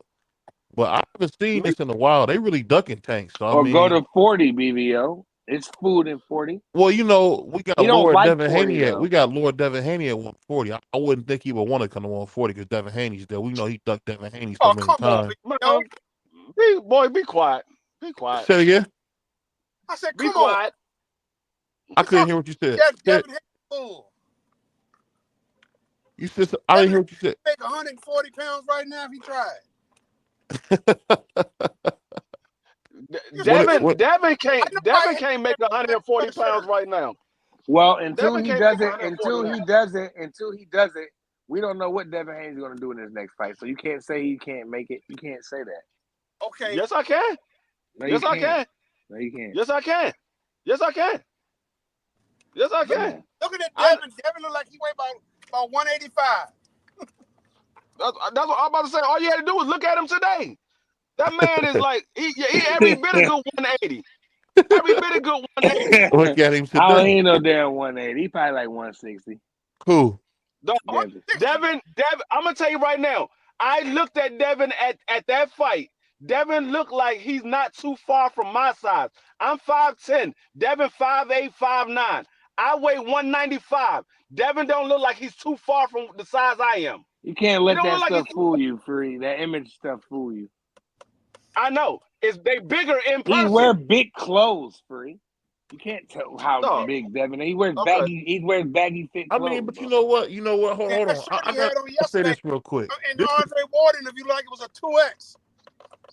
Devin Haney wears those big gallery. I wear that stuff, that gallery department stuff. And that stuff. Let me say this real quick. I get that gallery department stuff. Like normally I wear a large hoodie, but I buy them medium because they come big baggy fit. I don't want it that baggy. Well, let me say this, man. We've been seeing Tank been ducking Lord Haney for years. So there was nothing that tells you that he won't duck him again. Because I mean, Devin Haney, the American Dream, was a champion at 135, undisputed champion, man. And he still couldn't get the fight. Hold up, Free. And I think there's no. Hold on, let me finish. Hold up, Free. Damn, Free. Let me finish, bro. Let the boy go. What I'm saying is so crazy to me is that when you see Devin Haney, Devin Haney went in there, cleared out the 135-pound division. You know, he didn't get the fight with T.O. whatever. But whatever. He lost. came in there, was undisputed, did what he's supposed to do, and Tank ducked him twice on 2 different occasions. He ducked him. So when I hear people talk about Tank like he's some monster, he's always been scared of Devin Haney. Always been afraid of Devin Haney. So I don't know what they. Hold on, Free. I've barely been talking. And I think the thing that's so. Hold on. And I think the thing that's so crazy, and the other thing that's so crazy is you see how Tank fans won't even let you finish without you can't even get a word out. I can't even get a monologue out. At the end of the day, what it comes down is this. Hold on, Free. And what it comes down to this, man, we know for a fact, if they got in the ring, we know that Tank is not beating Lloyd Haney. It's just that simple, man. It's just that simple. And I'm done. Go ahead, Free. There you go. You just said it, and prizes everybody to listen. The next debate, you got Devin Haney, I got Tank Davis. Hey, that's fine. That's fine. But I think BBL might cook on this one. BBL gonna cook on this. Hold on. Let me finish. Let me say this. I just think we gotta call it what it is. You already talk. You call me a fan of Tank Davis. You call me a fan of Tank Davis. I didn't call you a fan. I said fans of Tank Davis won't let you finish the word out. Exactly. You still cutting me off. I was the one talking. What are you talking about, dude? You said go ahead, Free. You said go ahead, Free. And I said bet. The next debate, I never finished saying what I was saying. Oh, go ahead, Free. The next debate is me versus you. You got Devin Haney. I got Tank Davis. Now, you said I'm a fan of Tank Davis. I never said I was a fan of Tank Davis. I said I like Devin Haney. I like Shakur. I like Tank. I never said I was a fan of any of them, because I was also the one that said I never bought the Tank Davis versus Pitbull Cruz. I never bought Tank Davis versus Rolly Romero. So if I was a fan, I would have bought those. I'm not a fan of none of them. I like those fighters, but I'm not a fan of none of them. I don't do what you do and sit here and bring that same person name up every single live stream that we do, because I'm not a fan. I talk about all the fighters equally. But you said Tank Davis, Devin Haney. What offer was made? What offer was made? There was none. Tank is the A side. When did they bro. sit? Tank is the A side. Can I finish saying what I'm saying? I didn't ask you a question. I answered the question. I didn't ask you a question. Go ahead, Puerto Rico. One bag. Go ahead. I said, what offer was made? There was none. When did they sit down and negotiate? They never did. When was Devin Haney free to fight Tank Davis? Oh, when Tank Davis got out of jail and Devin Haney jumped into a fight with Regis Prograis. But you said that he ducked him. There was never a time where Devin Haney was free to fight. Tank Davis was free to fight. There was never a time that they was free to fight each other, but he ducked them. Last time I checked, Devin Haney was not talking about Tank Davis until when? Oh, when he left the PBC? That's when he started talking about Tank Davis. Well, you was there on PBC to fight Tank Davis. Why didn't you fight Tank Davis when you was at PBC? Why didn't you call out Tank Davis then when you was at the PBC? You waited till you left and you signed with a promoter that you already knew did not like Al Heyman. They wasn't going to do no business with Al Heyman. You got with that promoter. Then why does Tank got Devin Haney's name in his mouth right now? Devin Haney ain't even saying shit about Tank lately, and Tank all of a sudden just came out and just attacked him. And I'm a Tank. That man I'm a Tank supporter. That man can have whoever name he wants in his mouth. I just asked you why, though. I didn't ask you none of that. I said why. And I'm answering your question. He can have whoever name he wants in his mouth. He can have whoever name. I'm not Tank Davis. I can't ask you why he had the name in his mouth. He can have you sound like Kamala and Trump the other day. Nobody answered nothing. So, like, no, you didn't answer anything. I asked you why did he do it? Devin doesn't even have a fight. You asking me? Hold up. I never said I was done. I never said I was done. Oh my God. You asking me why somebody else has another person name in their mouth. Last time I checked, my name is D Free, not Tank Davis. I can't ask you why Tank Davis got his name in it. Maybe they had some words behind the scenes. I don't know. I don't know why that man got his name in his mouth. Why do Devin Haney have other people name in their mouth? Because Devin his mouth. Haney is a star. And everybody needs to acknowledge that he's a star. It doesn't matter if he goes in there and gets knocked out by Tank. At least the kid wants to fucking fight. Y'all niggas is tripping. Who cares if he go get knocked out? I'd rather see him go get knocked out trying to fight these niggas. Do you want to get part? You want to be a part of this? You want to be a part of this debate as well? Man, what we do? I ain't no debating. I don't have. I got ADHD free. I'm not gonna be able to do that. You want to be a part of the debate as well? I'm not. I can't hold a debate free. My ADHD gonna kick in. I'm gonna start yelling, snapping. I thought so. I get cooked in a debate. You're gonna cook me in a debate. Is you free? You would get talking about Laura Haney. You nuts. You would cook me in a debate. I'm glad you called him Laura Haney because I know you are a fan of Devin Haney. I know you are. I'm not a fan of none of them. Okay. I'm not a. You calling him Lord Haney? Last time I checked, his name was Devin. That's one of his AKAs, free. That's one of his. He posted it on his Insta. That's one of his AKAs. Free. He posted it on his gram. One of his AKAs that was made by his fans. He never called himself Lord Haney. His fans did. He posted it on his Instagram. Free. He posted it on his gram. Because y'all called him that. Y'all called him that. That's why he put it up there. The same way y'all called him the face of boxing, he ran with being called the face of boxing. When we know he's not. Fight everybody. He's not trying to fight everybody. He fights everybody, man. Free, I gotta correct you there. Free. He was trying to fight everybody. His fans didn't do that. He started that bullshit. No, actually he didn't. He I did. I remember when Bill.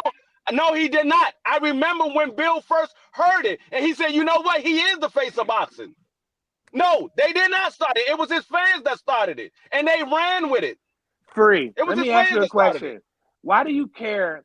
The kid wants to fight everybody, and in every fight he hold on, free. The kid. Oh, I'm sorry. I didn't say anything. Oh, my bad. Hold on, y'all. Hold on, real quick, cause hold on. The kid, ever since he been fighting, since he got the WBC title, he's been fighting who is put in front of him, who he's supposed to fight, right? On his way to Undisputed. Oh, Undisputed was weak. Well, it ain't his fault that T.O. lost. Okay? It's not his fault that T.O. lost. So he fought the man with the belts. He went over there 2 times, took a slave deal that none of these new niggas that y'all niggas is talking about would do. We all thought it was suicide. And he went in there and he got the job done 2 times. Okay? These new niggas is not doing that. So for that, he gets a little extra credit. You know when major credit. You know, BBO, hold on, free, because we let y'all cook us. Now it's our turn. When you know, you used to get in when we was in school and you used to do something good at BBO and your teacher would give you a little extra credit. You get a little extra credit for what the slave deal that he took. We all didn't want him to do it. He went over there 2 times as a B-side, and he went over there and got the job done. It's not his fault that man beat the lineal champion at the time. Okay, so that's not his fault. So with that being said, the kid still. He got his ass whooped the other day, and he still wants to fight all these niggas. So I don't care if he has. I don't care if Devin Haney finished with a record of 47 wins and 12 losses. I'm riding the ship all the way down with that black. This is why Devin Haney is going to stop Tank, bro. Hold on. This is why your parents say. Hold on. This is why your parents say do not jump in other people's business. Because I never said anything about none of that. We was talking about Tank Davis ducking Devin Haney. Crazy. Loud. You talking about something else. We didn't talk about none of that. You jumped in some other business. That's why I said, do you want a part of this debate? Because I knew you didn't know what you was talking about. You jumped what you mean? You jumped in some business that you didn't know what you was talking about. What I didn't know, free? What did I didn't know? Tell me what I didn't know. I never said anything about what Devin Haney did. The conversation started when BVO said that Tank Davis ducked Devin Haney. That's what I started talking about. You I don't want care to about none of that. Kaden, that's what I said. Stay out of the debate because you I'm don't in know the what we're debate. talking about. I'm in there. And you're wrong because I'm I'm a not ghost talking right. about that. I'm a ghost write That some has nothing, stuff for BVO that has because you're nothing to do wrong, with the Free. debate. The damn No, yeah, that it has does. nothing. Yes, it does. That Because has the nothing. kid. No, it All does right. not. So what's the debate No, it about does then? not. No, it does not. The debate is, did Devin Haney get ducked by Tank Davis? That's That's what a the fact. debate is. That's a fact. So It's not debate. you That's a talking fact. about what Devin Haney did with Cambosa, that has nothing to do with Tank Davis. Nothing. You don't know about debating, so stay out of it. Because this is between me and BBO. Hey, but I do And I think get I word. don't give a damn what none of that shit you talking about, D Free. I don't give a damn about it. Big Drake, even Big Drake know the truth. That's why he ain't said a word. Hey, wait a minute. What the I hell is never going said on that in he here? ducked him. I never said that he ducked. I never said He's Devin ducked scared him. of Haney, man. He's I scared never of Haney, said bro. that. D3, I never said that Devin Haney ducked just roll up again. I never said Devin Haney ducked Tank Davis. I didn't say that. But I I did didn't say say he that did Devin that. Haney, all I'm saying is this.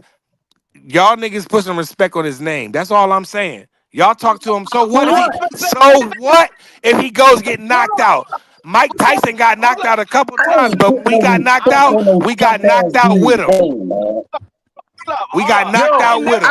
Hold on, one at a time. Hold on, y'all. Hold on. One at a time. One at a time, y'all. We getting messy. One at a time. I never said anything bad about. I never said anything bad about Devin Haney. You talking about put some respect on his name, nigga? I never said nothing bad about him. I just said Tank Davis never ducked him. That's all I ever said. I said there was no contract sent out. I mean, no offer sent out. There was no negotiation. There was no time that those two guys could fight. What did I say that was bad? You didn't say nothing that's bad. You didn't say nothing bad. But you know Tank ducked Devin, man. I told you stay out. Hey, Stay BBO. out of the debate. I told you.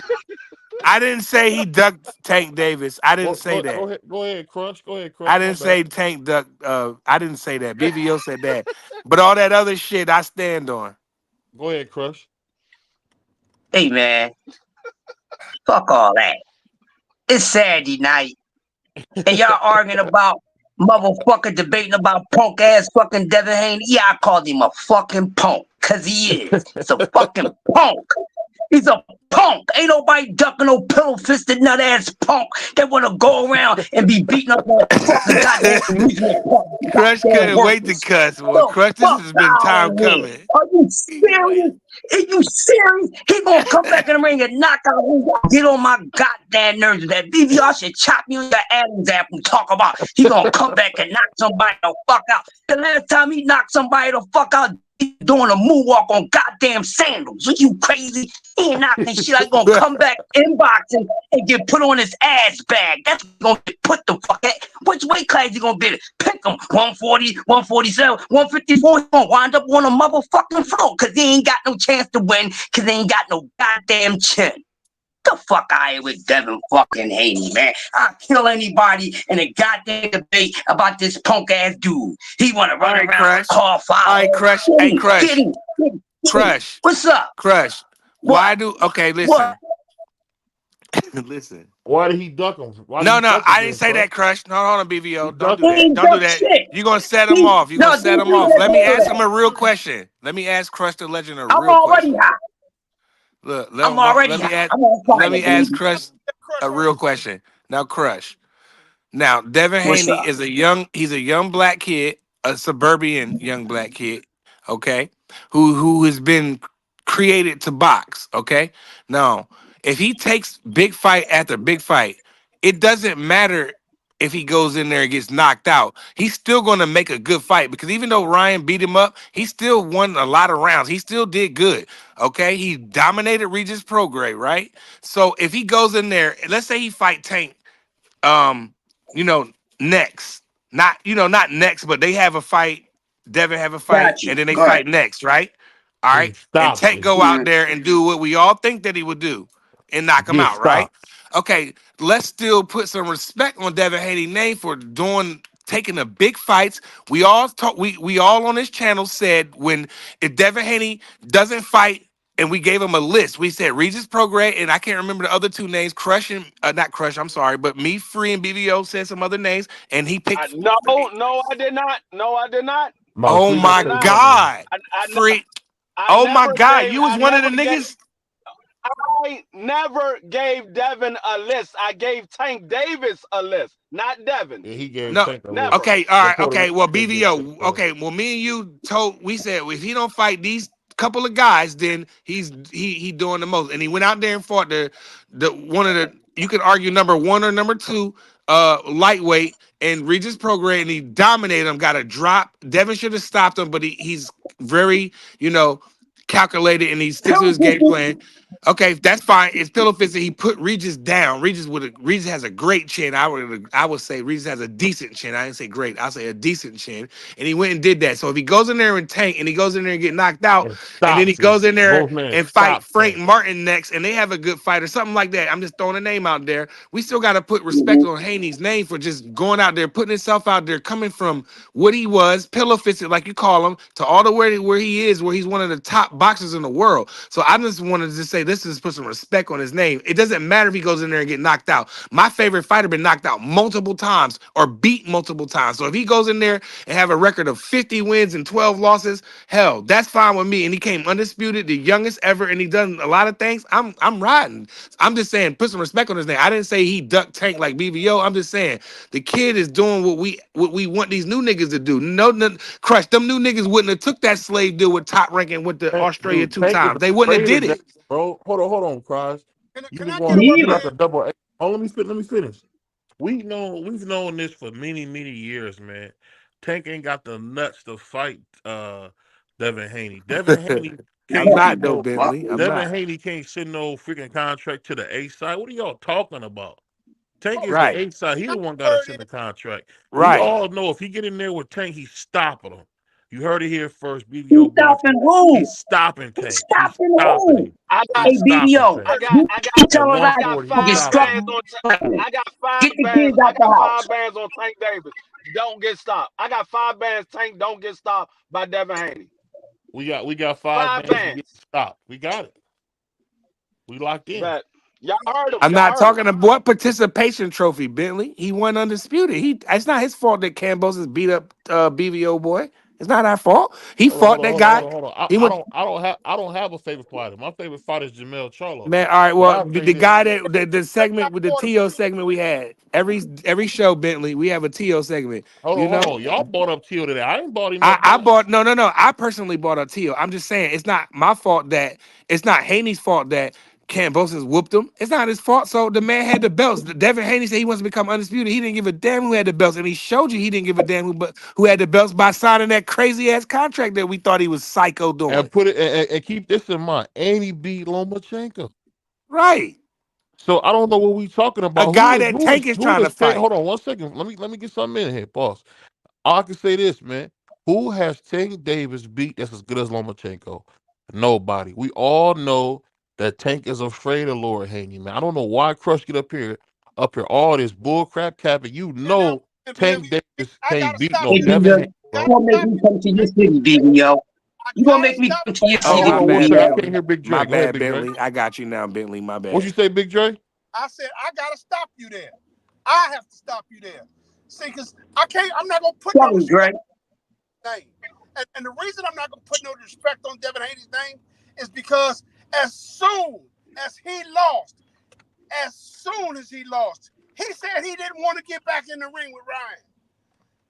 That was moments after the fight. He said he did not want to get back in the ring. He let Ryan break him. He got He let cheated, Dre. Ryan break him. He cheated, Dre. I don't cheat my He Y'all ass. didn't did know. not Hold on. Y'all didn't cheat. know he got. He lost to a He Nazi, man. I said don't know what they y'all. He said lost in to a my Nazi, man. What we talking said about? Y'all crazy, man. Whether he lost to Nazi or not, at where that you gonna get moment, that for? nobody Who knew was the that first he fight? Hold up, cheated. free. Hold up, free. Go ahead, finish, Big Dre. Land the plane. Okay, like I said, they spent half of that camp working on defending the left hook. What was the first punch Devin got hit with? A left hook. How much defense? How much? And as soon as he lost, he went crying to get his own back. No. As a warrior, you want respect. You want to fight the biggest fights. You should have said the instant that fight was over. We gotta run this back. We gotta run this back now. You right, Big Dre. This again. Big Dre, let me ask you something. Who got a better resume? I'm not going off the edges like with BVO saying he'll stop Tank and all that. I'm just saying, who got a better resume, Tank or Devin? I'm gonna give the edge to Devin's resume. That's what I'm saying. That's where all I want is respect on his name. I didn't say he's gonna win these fights. That's all I'm saying. Put respect. Don't throw him away because he got his ass whooped. Just let's bring him back and see what he can do. Y'all niggas throw niggas away ASAP, Rocky. See, y'all keep saying I'm throwing somebody away. I throw away who I want. You just said you wasn't gonna put no respect on his name, Big Drizzy. As soon as you came on the track, you came on the track saying that you ain't gonna put no, the reason why you not gonna put no respect on his name. You came on the track that way. The reason I said I'm not gonna put respect on his name is because he took the respect off of his name. Get all of that. Thank you. Say it again, Big. He took that respect away. How? When he lost, when he threw away his warrior spirit, when he put that dog in the cage and locked him up, to say, hey, I can't do this. No, Fighters, Dre, we all know fighters say one thing and then they go do another. They all say things. They all say things, right? Devin Haney got up and he went out. He got up and went out on his shield in the fight. He lost the fight. Okay, whatever. Fuck the drugs. Let's just say screw all that. He lost. Okay, let's say he lost. Okay, that doesn't define his whole career. He's still one of the faces of boxing, not the face like Tank is, but he's one of the faces because his name rings so much bell because of the hate and all this, the pillow fist, and that's cool and all that. I get it. I'm cool with all that. I agree with Crush. He's light punch. He's a light touch when it comes to punching, but nevertheless, he still wants to make the big fights, and he's going to make the big fights exciting until some. And if he fights Tank, it's going to be good until Tank knock him out. That's just what's wrong with that. He made big fights already. D-Free. Who got a better resume, D-Free? Devin Haney or Tank Davis, D-Free? Ask y'all all that, Crush. All y'all niggas on the panel. Who got a better resume, Tank or Devin? Okay, Devin's best fight. Tank got a better resume. Man, get the fuck out of here, D-Free. Get the fuck out of here. You asked me. Y'all, hold on. How you gonna ask me for my opinion and get mad when I tell you my opinion? I'm not mad. I just told you to get the fuck out of here. I'm not mad. Exactly. So y'all got so much stock in about who got a better resume. A resume is based on what you believe is a better fighter. Who you believe is a better fighter. Lomachenko is a 3-division champion. Daggone Leo Santa Cruz is a 4-division champion. What are you talking about? They fought the same type of fighter. 3-division champion. Who's better pound for pound, Lomachenko or your boy? You just said Leo. Who boy? The boy you just said. The boy. It's just a term. Don't let that go over your head. The guy you just named. How about that? I'll just Leo. Yeah. Who's better pound for pound, Leo or Lomachenko? I'm asking because that's debatable to me, but I'm asking you. I would say better pound for pound in their prime. It would be Loma. Right now, neither one of them are on pound for pound. Even when Devin fought Loma, he wasn't on no pound for pound. Tank Davis chased the Lomachenko fight. So Devin smoked. So if you asking me when the time that Devin fought Lomachenko. At the time that Devin even said he didn't smoke. He said it was a close fight. Okay, he beat him up. You ain't see Lomachenko face? That looked like somebody got beat up to me. I saw Terrence Crawford face. Did he win? Terrence Crawford had a little mouse on his eye. Lomachenko was beat the hell up, bro. You tripping? Hold on. Let me say this. Lomachenko had a knot on his eye. That's it. He had one knot on his eye. What? Lomachenko was. Let me say this real quick. He had one knot on his eye. He was getting hit to the body. My other phone there. Did you see Devin Face after that fight? Devin Face was the one that was swollen Hold up. on, hold on, Free. Let me get in here, Free. Let me up. get in here. I'm gonna say this, man, to Big Dre and Crush. For you guys to say that Tank can beat an undisputed champion like Devin the American Dream Haney is disingenuous. We all know. That's Man, crazy. all know. Stop me for that. Hold on. We We all know. Now that's Scared of crazy. that man. Tank is scared of Devin stop me Haney, for bro. that. Now that's crazy, He BBO. been That's going scared of too Devin far. Haney. You stop me for that. BBO trying to be the villain. You said what? No, BBO out there trying you to stop be me the for villain. that. I know what you I'm doing. not. Hey, Big Dre. the I'm same- not going that far. Big Dre is with. Hold with- on. Big Dre. No. If you want to step up and have this conversation, let's do it, dog. We can have this conversation. We can have it right now. You can have it right now. Drizzy. Out here trying to be the villain. You're trying to be the bad guy. No, I'm not trying to be the bad guy. I'm telling you the truth. You know good and well. You don't believe that Devin Haney can go the distance with Gervonta the Tank Davis. He did it with Kambosos. What are you talking about? What? You tripping? And Kambosos is who? Oh, Kambosos is the guy that beat up T.O. Who? This man just compared Kambosos to Tank Davis. That was crazy. Kambosos couldn't even go the distance with Loma. That's what I'm gonna tell you. Devin, the American Dream, went over to Australia under adversity twice. What a shit payday. And beat the undisputed champion twice. And then came home. And fought the number one lightweight. He fought number one lightweight. No, he beat up Lomachenko, then fought the number one lightweight. That's crazy. Y'all niggas put respect on that type shit. Why don't y'all want to put respect on that? I'm not going far. Yes, you can, D3. You can ask your question. Hold on, we gotta talk one at a time. You can ask your question, D3. But all I'm saying is, why don't y'all put respect on shit like that? That's my only gripe with y'all. Not all that shit BBO saying. I don't care about. I don't care nothing about the respect. I'm talking about BBO. BBO. Hold on. Did you just interrupt Big Dre? Big Dre was talking, Free. Wait a minute. Big Dre didn't say nothing. I thought Big Dre just said something. My bad. I thought you said something, Big Dre. My bad. No, I tried to say something, but Free started talking, so I let it go. No. Finish what you said because I'm about to cook you, Big Dre. Go ahead and finish what you said. I'm about to cook you, dog. Because you've been talking too crazy. I'm about to cook you tonight. Go ahead. Hold on, Free. Let Big Dre finish, and then we'll go back. I gotta cook Big Dre. Big Dre talking too crazy. Go ahead, Big Dre. He went to Australia to beat a 3-belt holder because he had all the belts. Kambosos did. Devin had a belt. No, we didn't have a belt. We had a Mickey Mouse belt. Okay. He had all the belts.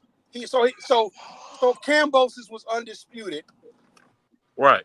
Devin went to Australia on a bullshit deal. Okay. He went to Australia on a bullshit deal, and he won the fight. Okay. 12-0 2 times, 24-0. And then he had a rematch where he was the B side again as undisputed champion. Right. He was the undisputed champion and went to Australia to be the B side. Right. Okay. Okay. The B side and the undisputed champion. Where they do that at, man? A real champion wants to go down and do whatever it takes to become undisputed. This the thing that Big Dre is doing. But once he became undisputed, he had to go back for a rematch. But he went back for that rematch as the B side. That's the deal that he had to do to become undisputed, Drizzy.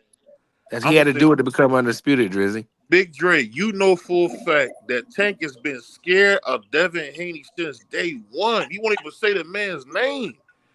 He had the WO super belt, and we ain't heard Tank one time say, I want to fight Lord Haney. Never once. He's scared of the man. I wish I would stop capping for this dude, man.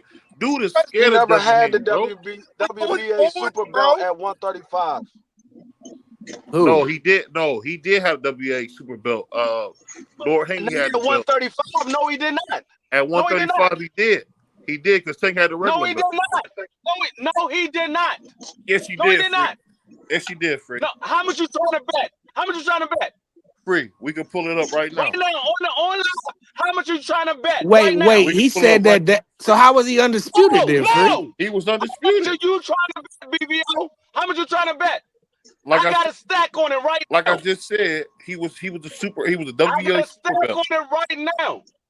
Go He ahead. had a WBA super at 135. Then what How does was Tank he- have then? Devin had the 135 And super. Because Tank Prize, was I'm not talking to you. I'm talking to BBO. I'm talking Okay, to my BBO. bad. Go ahead. BBO, I Never think you had should a take his WBA money, super at BBO. I think you 135. should take his money. That's bullshit. How'd he He become never undisputed? had a WBA super at 135. How much you trying to bet? We not betting nothing, man. We having a discussion, man. If you scared that you can't win and come up with some bullshit bet, that's fine. When did Tank Davis beat? Who did he beat for the WBA super? At 135. I didn't say that Tank had a WA super belt. I said Devin had a WA super belt. You said Tank. No, I He didn't. said You're not Devin. listening. I said He Devin. said You're Devin. not listening. Right, I said 'cause we- Devin Haney had. Yeah, that's why I said BBO should have took his money. No, I'm not gonna take his money because he don't even know what he's saying. Why would Tank make the fight? That if Devin had the super, Devin makes the fight. No, we don't. He's not the A side. See the type of bullshit you just come up with? That's bullshit. He's his own. Hold on. Devin is the WBA super. He can not go the to the A-side. WBA he can go to the WBA and force a unification of the belts. When is the champion Yes, going he can. to fight a lesser champion? No, Yes, You can't go do that against Tank Davis. you can't make You Tank. can't run in no sanctioning body to Tank on Tank Davis. No, listen. The fight won't even be for no belt. Listen.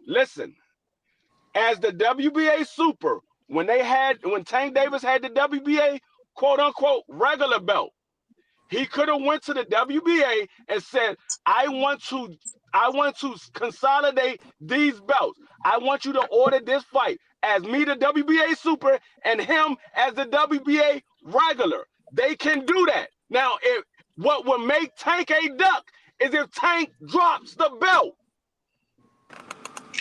No. What are you talking about? No. I don't know. That was a What are you bunch talking of about? bullshit. That was bullshit. Yeah, that was crazy. That is the truth. That is the truth. And that's what happens. Tank, you can't make Tank fight, bro. Tank is an A That's what side. happens where you get these listen Tank what I Davis said. fans. Listen the to fuck what he I talking said. about? I'm I a don't Tank care about Davis Tank fan, being the BBO.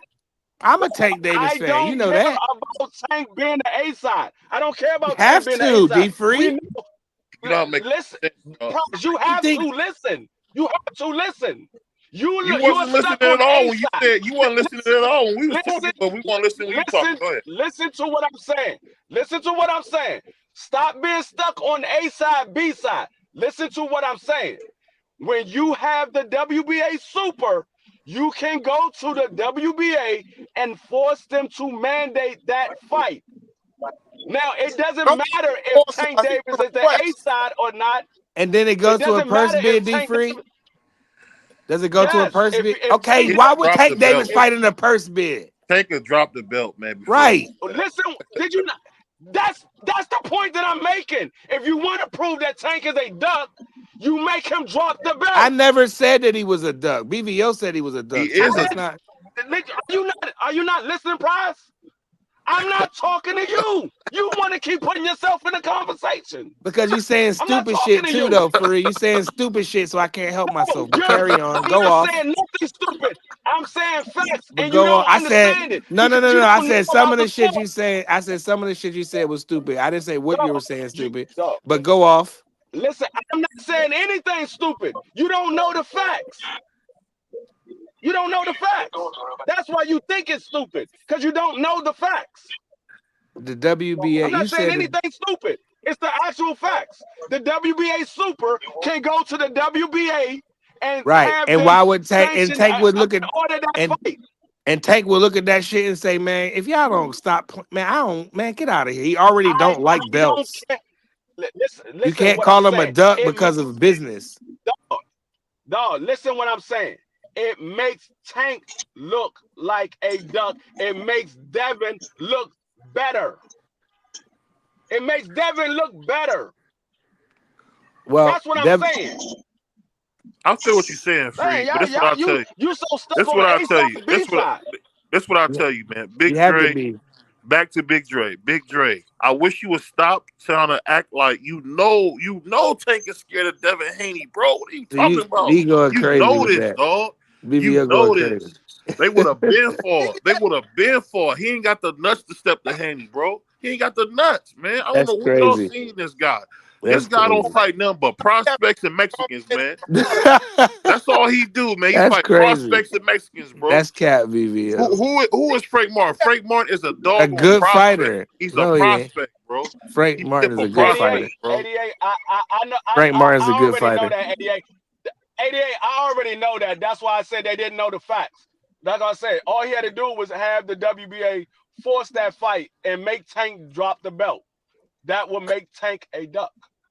That No. would make Tank a duck. No, it will not. If No, he it will dropped his not. belt. No, it will Yes, not. it would. Yes, it would. Yes, No, it it will would. not. Yes, it would. I say no, it would You not. can, He could petition. I don't care what you say, but it makes you a duck. I don't care what you say or what you believe. You're not It finna makes give you me a no duck. peanuts. I'm the champion of the world. I'm the I face don't of care. boxing. That's like trying to put Mayweather. That's like trying to put Floyd in a purse bid. Floyd ain't going in no damn Floyd purse duck. bid. What are you talking about? Floyd is a duck too. Floyd's a duck too. What are you talking about? He duck crazy. Winky. What are you talking about? He's a duck too. Man, get out of here with that Winky shit. I already looked up the research. He ducked Winky. He's a Who duck duck- too. He ducked I've Winky. been saying that. I've been Man, saying Winky that, big as hell, man. Whoa, that was crazy. But Big Dre. Floyd called out Winky. Floyd called out Winky.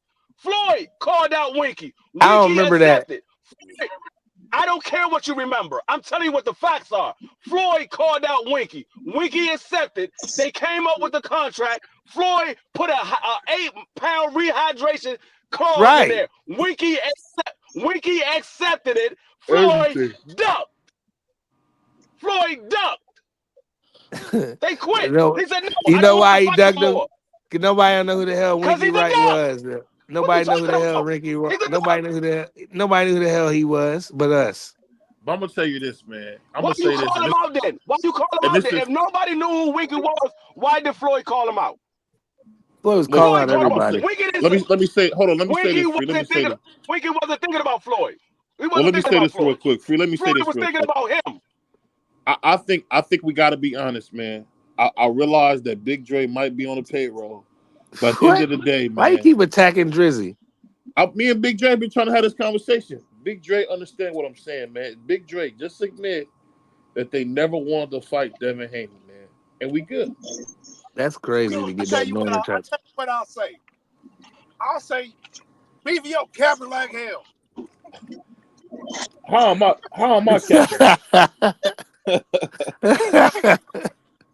Big Dre, you saying that to me? I'm Drizzy say he capping like hell. Go ahead, Drizzy. You gonna say all this, and then you gonna try to call me tomorrow and apologize. You said what? He said you gonna pop shit and apologize. Go ask Kiss. Pop shit and apologize. That's what he said. You gonna pop shit and apologize. That's what he said. I don't know what he's talking about, but I'll say this. At the end of the day, over the head bars. At the end of the day, I'll say this, man. This ain't a disrespectful thing. This is just the truth. Devin Haney got a lot of niggas scared, and Tank is one of them. Shakur is one of them. I mean, we called out Shakur Stevenson. Shakur Stevenson said, "No, I'm going to WC. I want more." So I don't want to hear it, man. Devin Haney keep calling out Tank Shakur. How you call that a duck? What? How you call that a duck? Just because you working to work for slave wages, don't mean you too. 25%.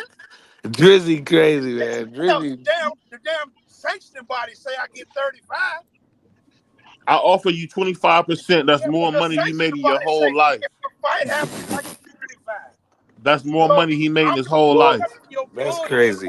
But as a mandatory, he gets 30%. So he fought for 5% more. That's how you know he a duck. Hey, no, he didn't run away from the fight. Devin left the fight. Devin left the fight. We going to 40, bro. We want the 40. If Devin didn't want to give him no more money, that's on Devin. But Shakur didn't run away from the fight. You can't give Tank. You can't give Tank. Are you talking about Shakur? I'm about to say you can't give Tank money. Yeah, Tank gives you the money. He asked for the WBC to give him a higher percentage because he was only offering him 25. The mandatory gets 30. He was asking for a higher percentage. Devin Haney chose to go fight Regis. And Devin Haney's was enough. But I'm not going to say that Shakur ducked neither. I'm not going to say Shakur ducked neither. He was asking for the fight.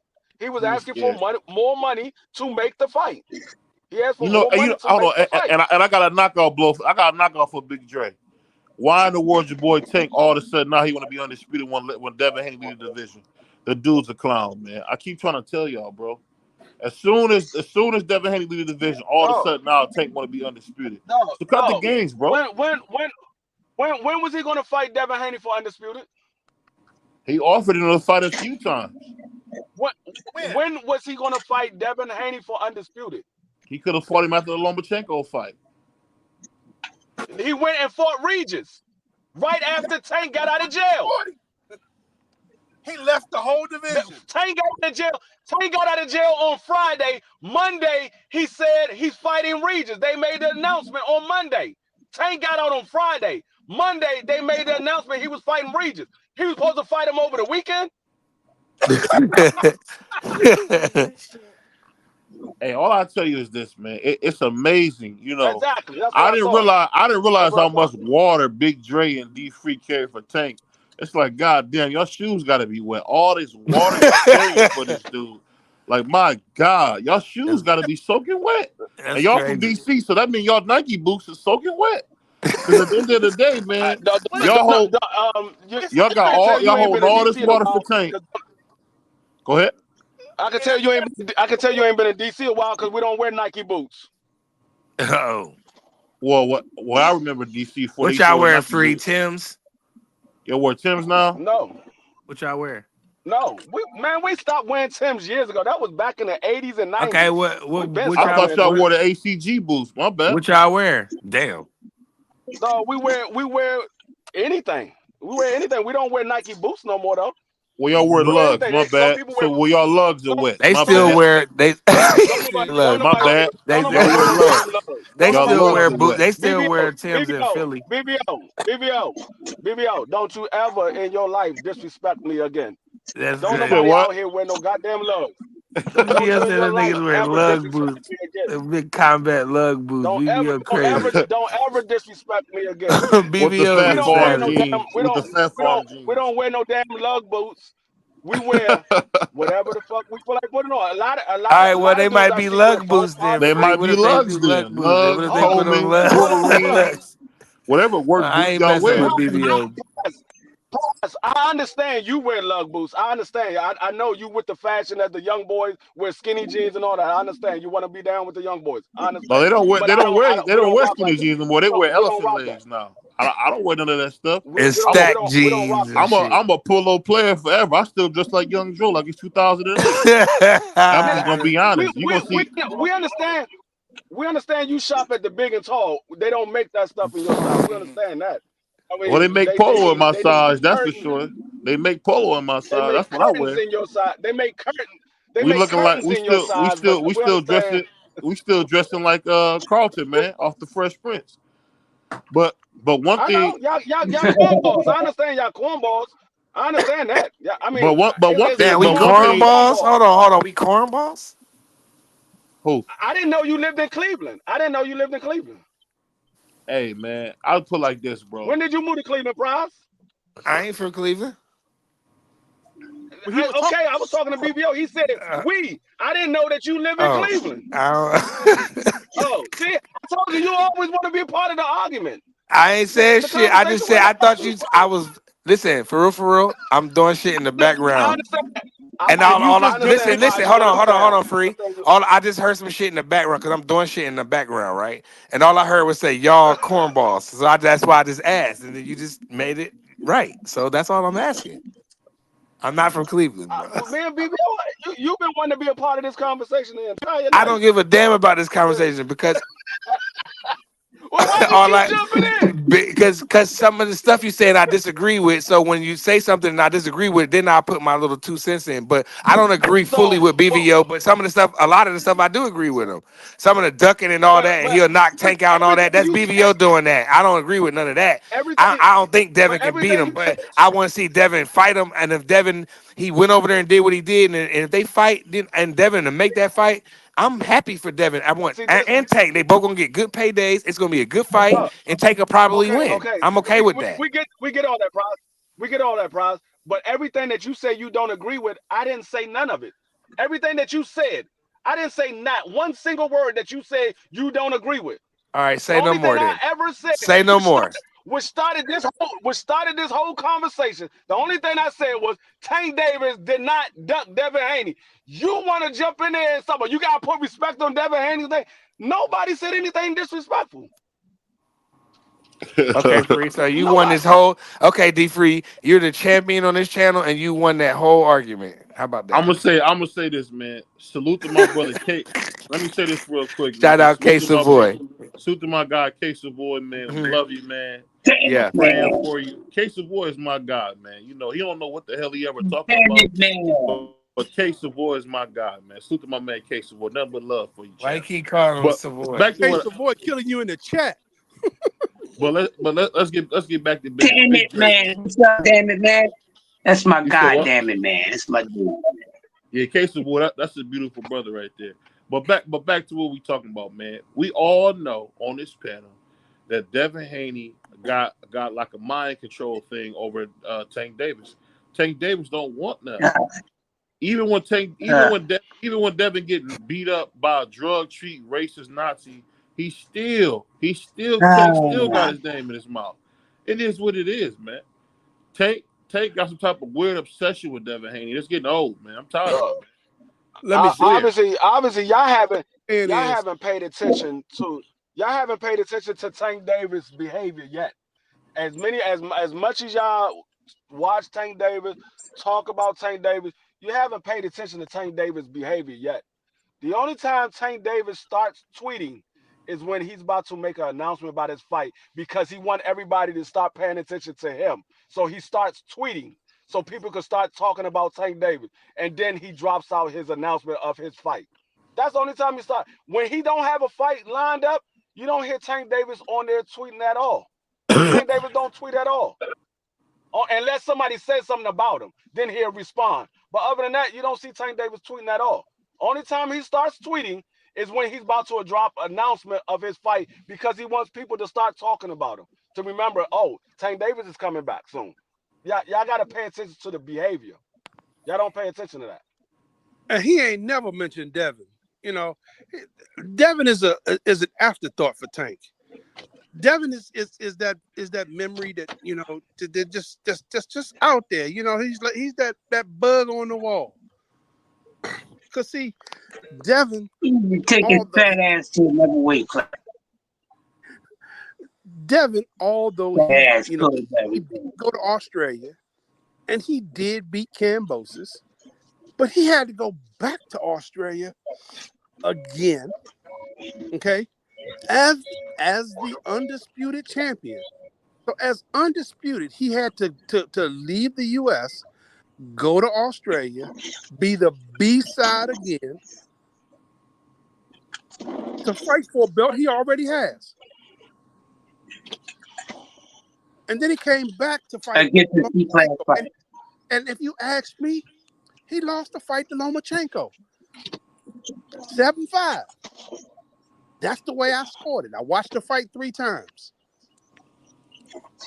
But hey, you know, you a homer, Drake. You a homer. You from DC, he could have fought man. Tank. He could have fought. He could have fought Tank. You know, but you see, when he got down to 135 to fight Lomachenko, he looked like Skeletor. He looked like he came out the Smithsonian. You know, the man, he knew he couldn't do.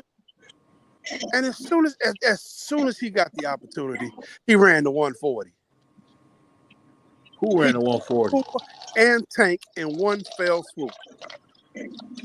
I'll put it like this, Big Dre. The way you carrying water for this man, you should be ashamed of yourself, man. It's sad, man. It's sad. Listen, because you can put a poll up. You can put a poll up right now, and we all know. At least my Devin Haney was carrying water easy. for. You carry so much water for T.O., you don't know what to do. You drowning. But I ain't even bought up T.O. all show. You keep bringing up T.O. I ain't bought him up all show. You have talked about T.O. No, I have not. No, I have not. Free, help me out here. I haven't. Come on, Puerto Rican Free. Have I said a word about T.O.? No, that was Prize. Yeah, I haven't said a word about T.O. So you gotta listen, Big J, because you will get cooked out here doing that, man. I'm trying to tell you what it is, man. Devin Haney is going to stop Tank, bro. You automatically grab 2 buckets of water. He's going to stop him. He's going to stop Tank, bro. He's going to stop him.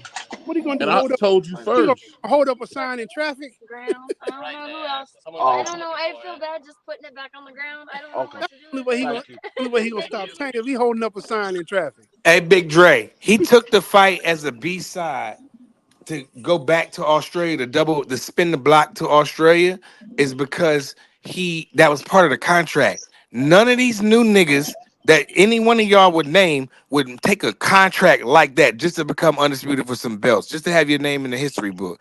That kid at that age did that. He did those things, bro. They gave George Kambosos like $8 or $10 million, something crazy, and twice. And Devin Haney got the same payday as he get. Everybody's like, why is Devin doing it? He going with Bob Haney. They gonna rob him. Nope. He jabbed 24 straight rounds.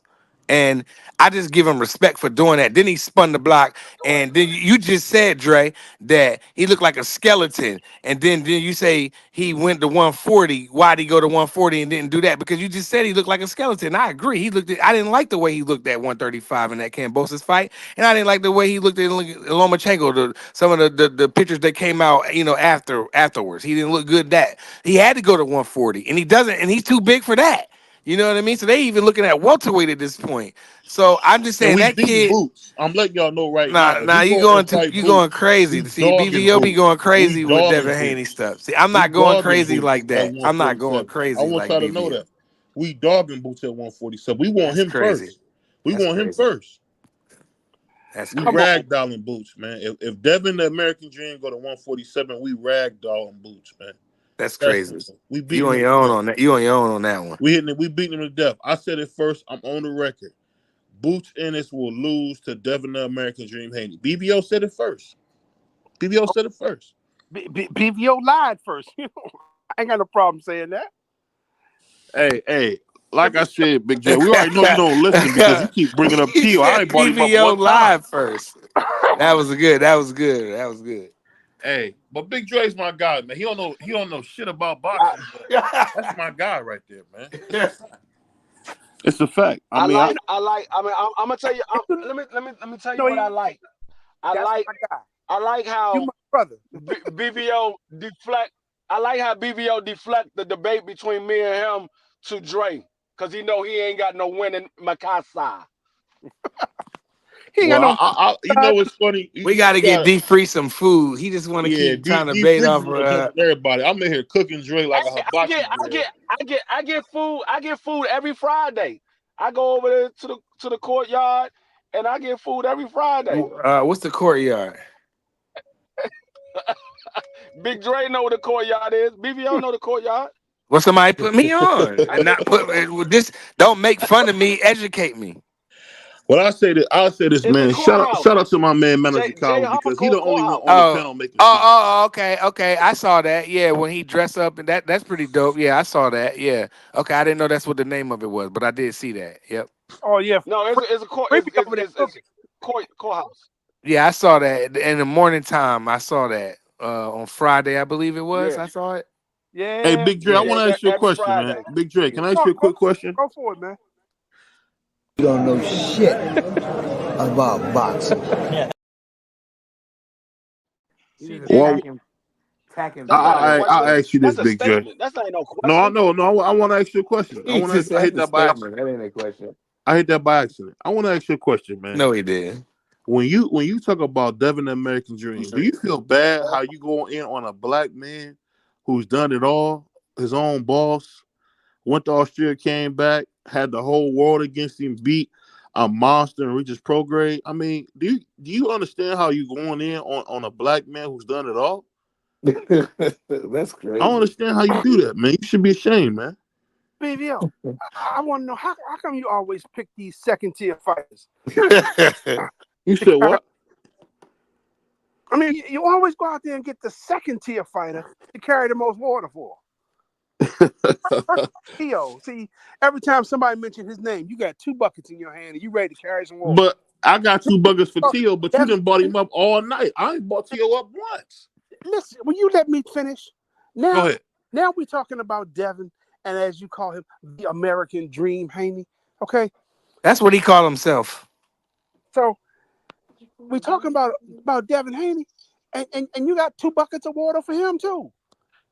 But you always grabbing these second tier fighters carrying a lot of water. See, because if he wasn't a second tier fighter, it wouldn't have mattered what Ryan had in the system. Okay, he won 4 rounds, rounds 2 through 6, and that was it. And that's when he realized that, he was doing something that just wasn't working. But he was winning those rounds, but it wasn't working. Because he couldn't take round 1 because the first punch that came out was that left hook and surprised the hell out of him. Right. Wait a minute. I've been working the whole camp on defending the left hook.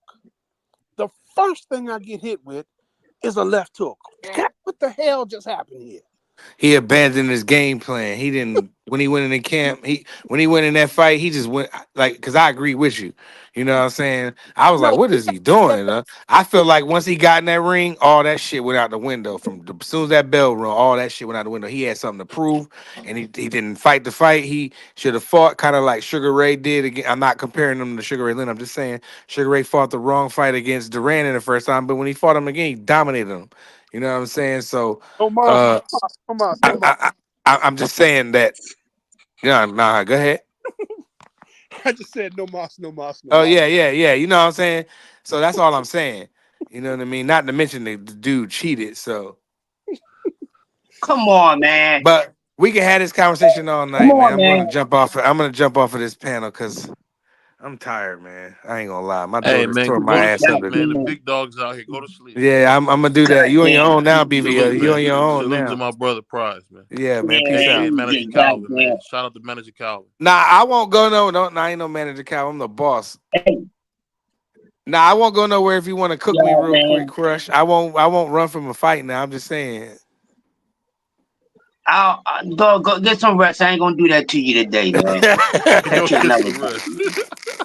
But I am gonna spin a block on you though. You ain't getting away like that. I'm gonna let you go for right now. Nah, I got 15 more minutes in me. I got a little segment for you because I know you personally. You know what I'm saying? So I got a little. It ain't gonna even take 15 minutes, man. Go ahead. I'm here, man. I'm here. Yeah, Crush came in on fire. Go ahead, I'm here. Y'all need to stop that bullshit. He just want to cuss, bullshit with this Devin Haney crap, this, Lord, that, who got the better resume, this, that, and all that. He cheated. Man, y'all talk about he cheated. That man got his ass whipped. Stop the nonsense. Ain't no option had nothing to do with anything. The boy kept his head on line. Thought he had goddamn granite chin. Went in and thought Ryan was on some goofy shit because Ryan was doing all this retarded shit. And he knocked your man retarded. And he's still retarded from that shit. Coming back into boxing, not much too soon because he needs some motherfucking money because he got to pay that goddamn wife of his that's taking all his goddamn dough. Don't know what weight class he coming back in. We don't know how this dude gonna look. So ain't no respect on no dude that motherfucker tuck his tail between his ass crack. Not where the fuck I come from. You see what I'm saying? Then you gonna try to come up and compare with the Sugar Ray and Duran fight. I'm gonna tell you something. That was a good point, but at the same time, my brother, that was blasphemy. Because you know what happened? Sugar Ray didn't say, "Oh man, listen, take the I want the W back, take the loss off, this, that, and other." He ain't make no damn excuses. You know what he did? He went right back in there and whipped his ass and made that man quit. Don't ever do nothing like that again. Be careful. Good point, but goddamn, it was blasphemy because it was Sugar Ray Leonard. And Sugar Ray Leonard did not move the way that Devin Haney did, man. That's all I got to say. Don't ever bring that boy in there and compare that boy to any of the damn legends, man. So What I meant, it ain't about the comparison that I made was it's about the heart. the comparison that I made was I know Crush. what point you made. I know Okay, what so you you already made. I know sorry, what you so made. you get that part. So you get that part. So in the fight, Yeah, but Devin, hold on, Crush. In the fight, Devin Haney did not tuck his tail. He fought the whole 12 rounds. Ryan should have stopped him, but he didn't. Devin Haney won a lot of them rounds. Now, all that shit that he doing outside the ring, I could give a. I don't care about none of that. I don't care about none of that outside the ring shit. But inside that ring, Devin Haney put up a I know competitive you fight thought. that And Ryan. you should care about inside of the ring because he got ass whipped, bro. And Okay, you that's keep coming up with fine. excuses That's about cool. about He the got damn okay. He lost. countering Okay, that he did not lost. have anything to do with him cheating, bro. Get That's out of here with cool. that All right. nonsense. Okay. It didn't have Okay. nothing to Forget do the with that cheating. man cheating, bro. Okay. All He got right, his Crush. Let's do ass this. whipped. Let's That's do what this. happened. Let's do this. And he Let's do cried this. about it. And you Let's erased do it. He this. erased it. Who the fuck Fuck you the think fuck he the is? fuck the Like cheating. you Fuck the know, the drugs. big Fuck the boys and all that. You steroids. erased Hold it. on. Forget the steroids. Put his coward Forget. self. See. Oh, I you can't want to see. he Forget. racist, he racist. I'm gonna go to court. I want to sue. Man, don't take up for no goddamn cowards, bro. You a man. Don't take up for somebody that ain't moving like no man. You a man, Prize. What's wrong with Right. you? That boy didn't move like no goddamn man, bro. I'm flabbergasted with you, bro. Cause you just stand Outside up the dude, ring. but you standing I up for know. God that's not a stand up dude, man. Come But on, listen. bro. Come on. Outside the ring. Out. Are you done? Man, listen. It got everything to do with inside the goddamn ring with his punk ass. He got beat up. Okay, fine. But that doesn't define his career because he got his ass whooped. He got his ass whooped. Fine. Yeah, Forget the eye strain. Forget Forget the eye strain. about it, Prod. Let's not worry about the eye strain. He got his ass whooped. He's doing what he's told by his daddy. They got that kind of relationship. Well, he should be his own goddamn man. Ain't he his own damn man? Some kids, some parents, some father-son relationships. Some father-son relationships, just they're different from like how I would treat my son, or maybe one of y'all would treat y'all young boys if y'all got young boys. But like I wouldn't treat my son that way. I'd be like, man, he trashed you. I don't care about that drugs. We gotta get our get back. That would be me. But they moved a different kind of way. You know what I mean? Because they got other reasons. They got other reasons. But we can go on and on and on and on. I just wanted to crush. I just wanted to let Crush. I just wanted to let Crush let his shit out without me having to try to act like I ran off the panel. But I am tired though, so. No, I know you was. You want to. I wanted Crush to be able to say what he wanted to say. No, I don't take no offense because I know you like personally. Like I don't take no offense to that. We just got two different opinions, and that's it. That's cool. Right. That's what make this panel fire. We can come up here, we rock with each other, we family, but we brothers and we fight. So it is what it is.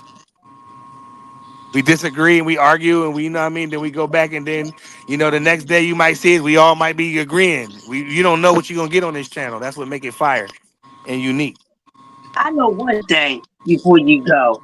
I got to say goddamn to that right hand by goddamn Triple D. Goddamn. Goddamn. Yeah, that was AJ crazy. on 3 sleeping bags. Goddamn. I was like, damn, man. I'm sitting here watching the fight with my brother. My brother said, I'm telling you, I already put a stack on the boys, man. I said 50-50 more so. AJ off his fans, but whoever catch you first, he said, yeah. I already knew the boys gonna catch motherfucking AJ. Man, that was crazy, man. Yeah, he couldn't get away That from was that. crazy. Yeah, man, he couldn't, man. Now what's next for DB, man? What's next for Triple D at heavyweight? That big Drizzy. I'm about to. That was it. What's I holler next at y'all for Triple brothers. D at heavyweight? All right, Bryce.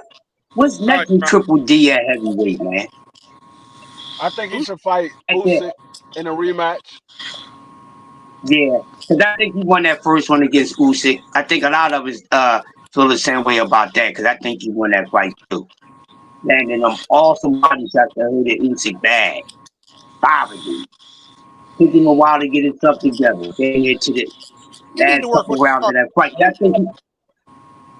I think he should fight Usyk. Get Usyk or either No, I don't want to see that one. No, shit.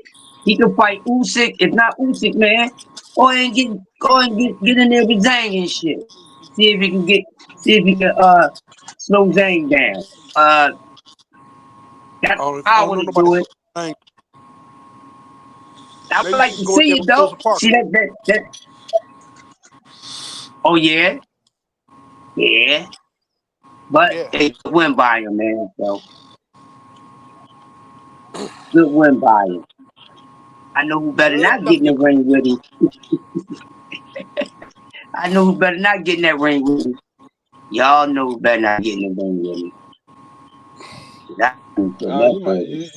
You must be talking about Big Baby. Yeah, you knew it, D-Bree. He put him to night with a warm bottle of milk. I'm trying to tell you, he putting him to sleep. He putting him to sleep. You know the crazy thing about it. You gonna lay him down next to AJ? Yeah. Hey, AJ, man, he went to sleep. He laying on his gloves, man. You said him laying on your gloves, man. You knocked him out. And then he got up. He had his pillows with him, BBO. He had his pillows with him. Just got prayed for, man. When they picked him up after, man, he could barely stand up. I thought maybe he caught the Holy Ghost or something and fell out, man. He was down there for a minute too, man. But shout out to AJ. Yeah, man. It's over with, man. Shout out to AJ. It's a wrap. Yeah, shout out to AJ and shout out to AJ to get out the way, man. It's these new boys era, man.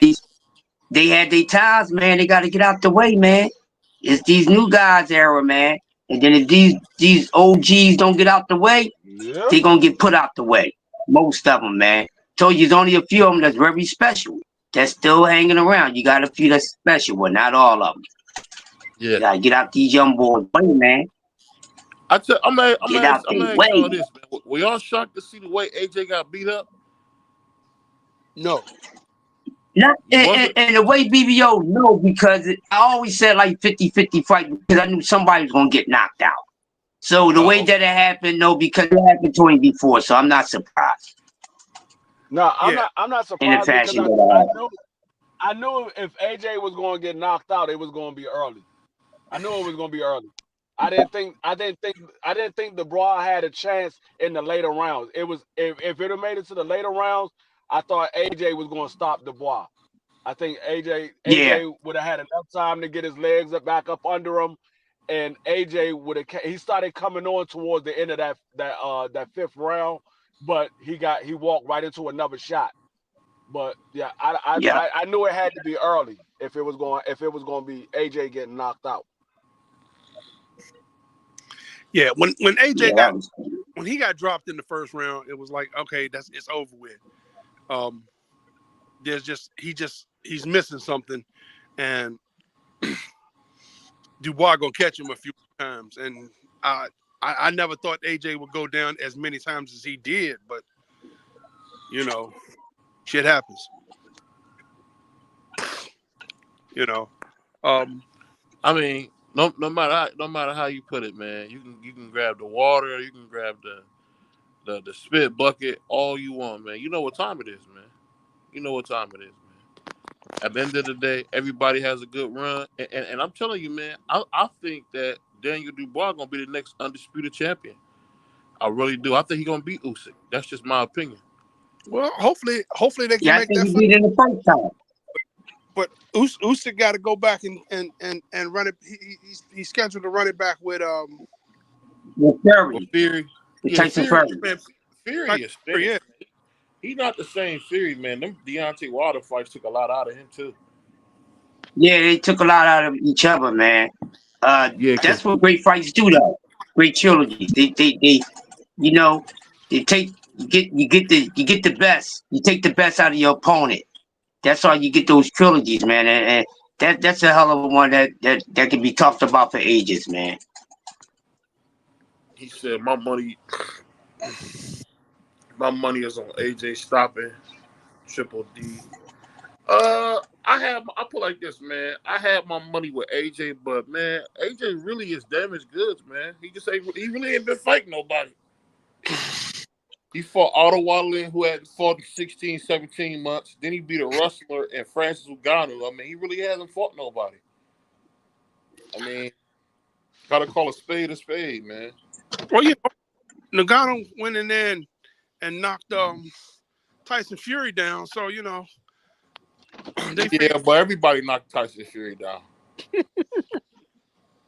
That's the truth. I mean, he a sucker for a right hand too. He just ain't gonna go to sleep. Most guys go to sleep, but he's a sucker for a right hand too. I mean, he stay getting popped.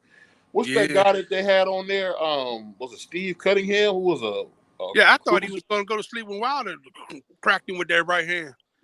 Lay you down on the canvas and like, how the hell did you get up from that? Man, he got some of the longest counts in boxing history when it came to Wilder, bro. He got some. Yeah. Them counts were so slow. I don't want to call racism or nothing, but I feel like, and this is just me, I feel like the world was working against Deontay Wilder, bro. Especially when they found out he was pro-black, man. They really started going at him. Yeah, I mean, they wanted another.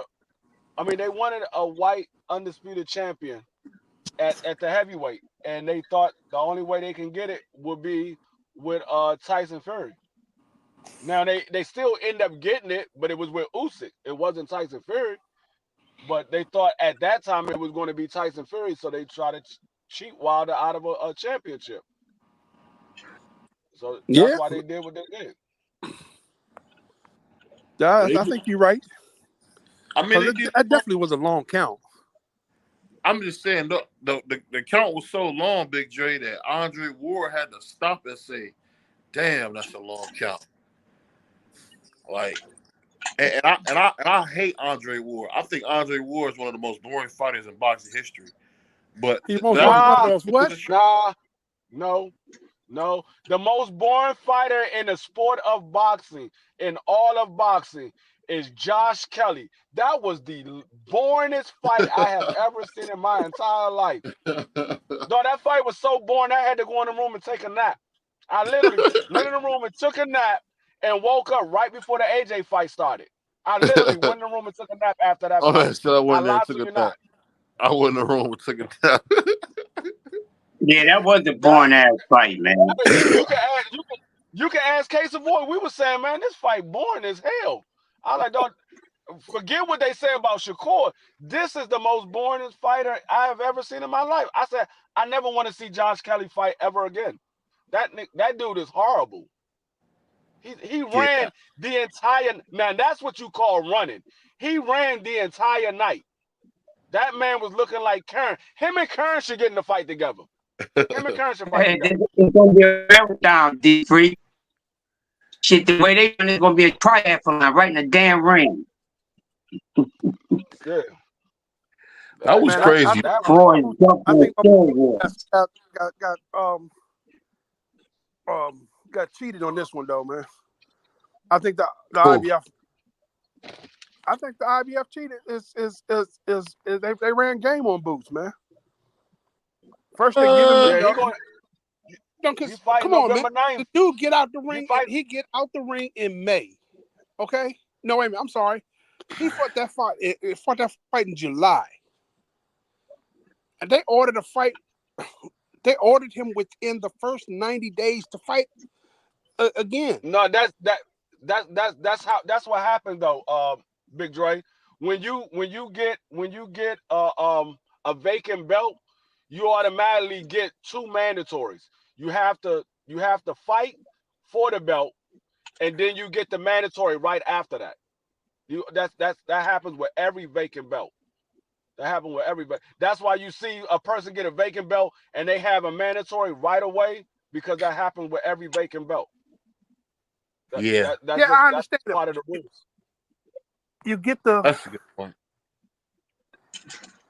But the sad thing about boxing, man, is that, man, it's just really, it's really getting redundant, man. We got to see some big fights, man. We got to see some big fights. Yeah. I mean, because Well, I mean, I We mean, we need so many fights. Some guys will stop bullshitting.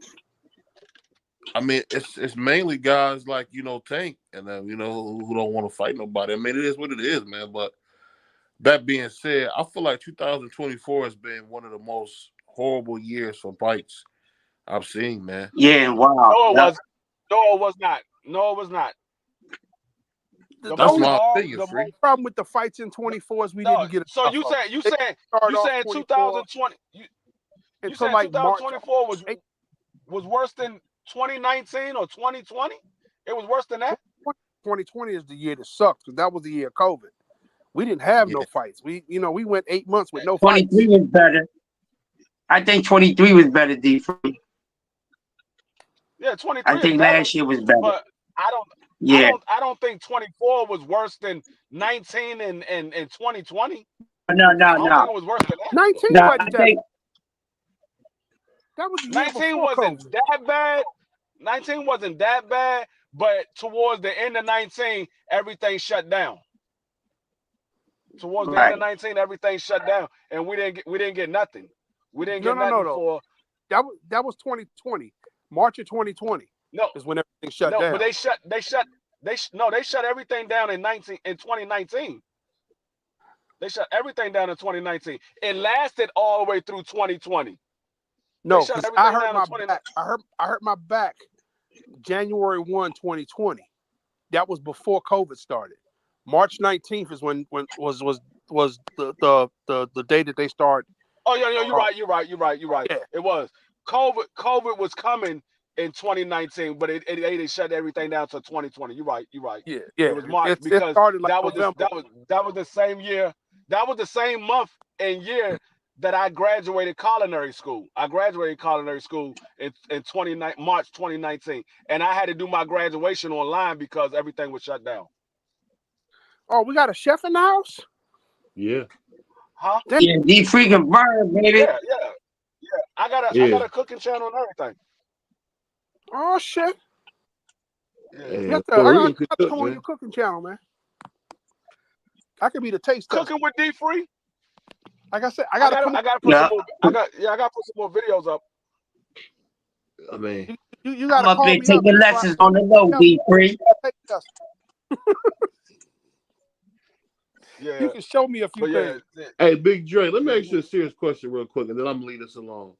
You really think that Tank can beat Devin the American Dream? Oh my God. Not this again. Talk about something. When you talk about T.O. then goddamn Devin.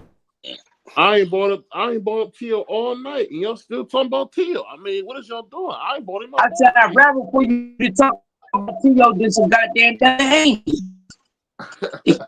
That's all I said, Brewski.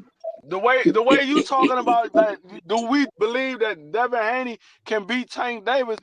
I'd rather hear you talk about T.O.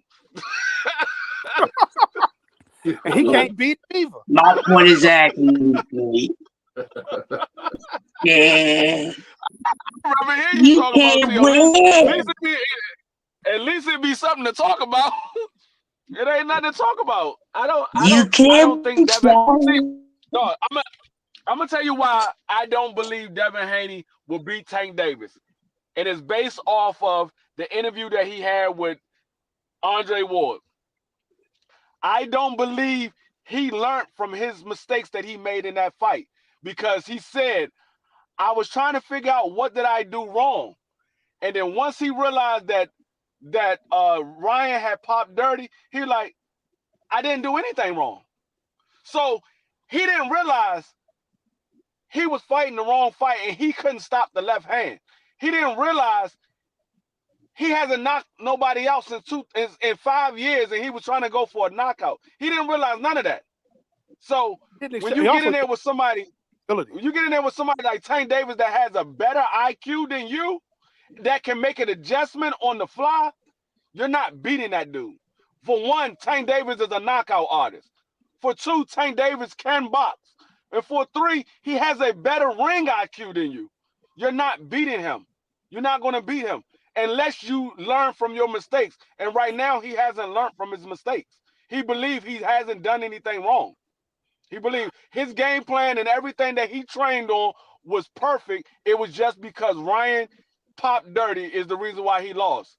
But last time I checked, when you pop dirty, that don't give you a chin. When you pop dirty, that don't give you defense. When you pop dirty, that don't give you boxing ability.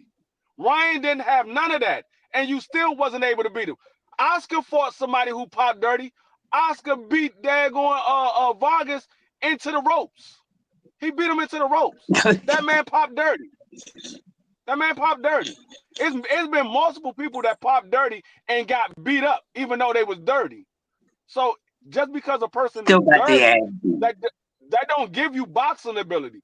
That might give you a little bit of something else, might give you a little more strength, might give you a little more endurance, but it doesn't give you boxing ability. It doesn't give you a chin. It doesn't give you none of that. So he got some more stuff he gotta get straight before he can get in there with a Tank Davis. But if he want to get in there, by all means, get in there. I think Tank Davis is gonna stop him badly. I think he don't have to worry about did he do anything wrong. He's gonna wake up and remember what he did wrong. Hey, salute to Shit, being he boxing. gonna wake up. Being boxing, what's up, bro? Man, And salute to D I for tell winning. you one thing. And is this guy coming back to 140 or is he going to 147? What's up with this kid? Where he might look like he need to be at 160 with his fat face, looking like goddamn goddamn Armstrong and shit, blowing the damn horn. We don't even know what weight this boy coming back in, man. And whatever weight he come back in, he's still gonna be lighting the ass to that weight class. They say If he fight, I don't know, man. If he fight, what's the dude? Is he fighting the IBF champion or is he fighting the W? Yeah, Prelo. If he fight Prelo, he might not make it out of that fight. He might get stopped. Prelo could fight. That's the same dude that stopped. He stopped Montana Love. That's the same dude that beat up Matias. So it ain't like he can't fight. Dude can fight. Puello also is the IBF champion, and I don't think Devin wants to get anywhere near the IBF for a single. No, he's trying to fight him. That's who he's trying to fight next. He's not gonna fight Paul. No, he ain't. Because the IBF has a 10-pound rehydration clause. You think Devin gonna make 140 and stop at 150? You think he's going to be able to? He from where he is now. That's why I said. From where he is now, a 10-pound rehydration clause would kill Devin. That's why I said he should have went ahead. He should have went ahead and fought Sandor Martin. You're mandatory. You would have had the WBC belt. There would have been no rehydration clause because they can't force it because you're a WBC champion. They can't force you to have a rehydration clause. You're not fighting in their sanctioning body. You're just fighting with your belt on the line and with their belt on the line. Right. So with the two, under unification, he don't have to force they can't force their 10-pound rehydration. But right, out of belt, that's who he's trying to fight next. So he will have a rehydration clause if he get in that fight. If he does make that fight, because that's the name that they said they trying to fight next, according to all reports. That's who he's trying to fight next. Yeah, he might well get in the ring with Tank. That's his best bet. Get in the ring with Tank. Thing. I mean, I guess he's trying to get a championship.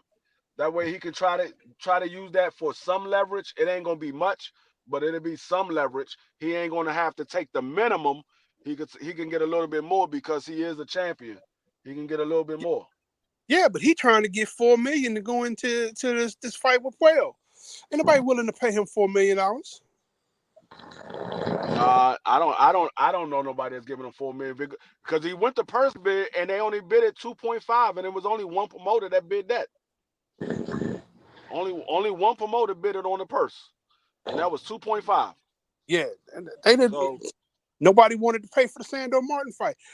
Eddie told him he wasn't even going to bid on it. He didn't bid on it. Damn. And I think. What the hell? That sound like a grizzly bear. Oh, that is a grizzly bear. That's BVO.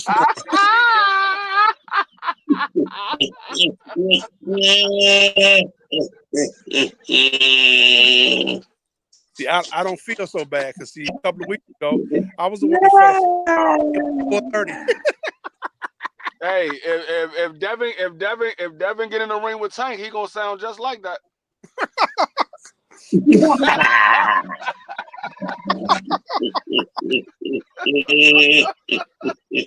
BVO get a preview, huh? We'll see, man. We'll see. We'll see, man. We'll see.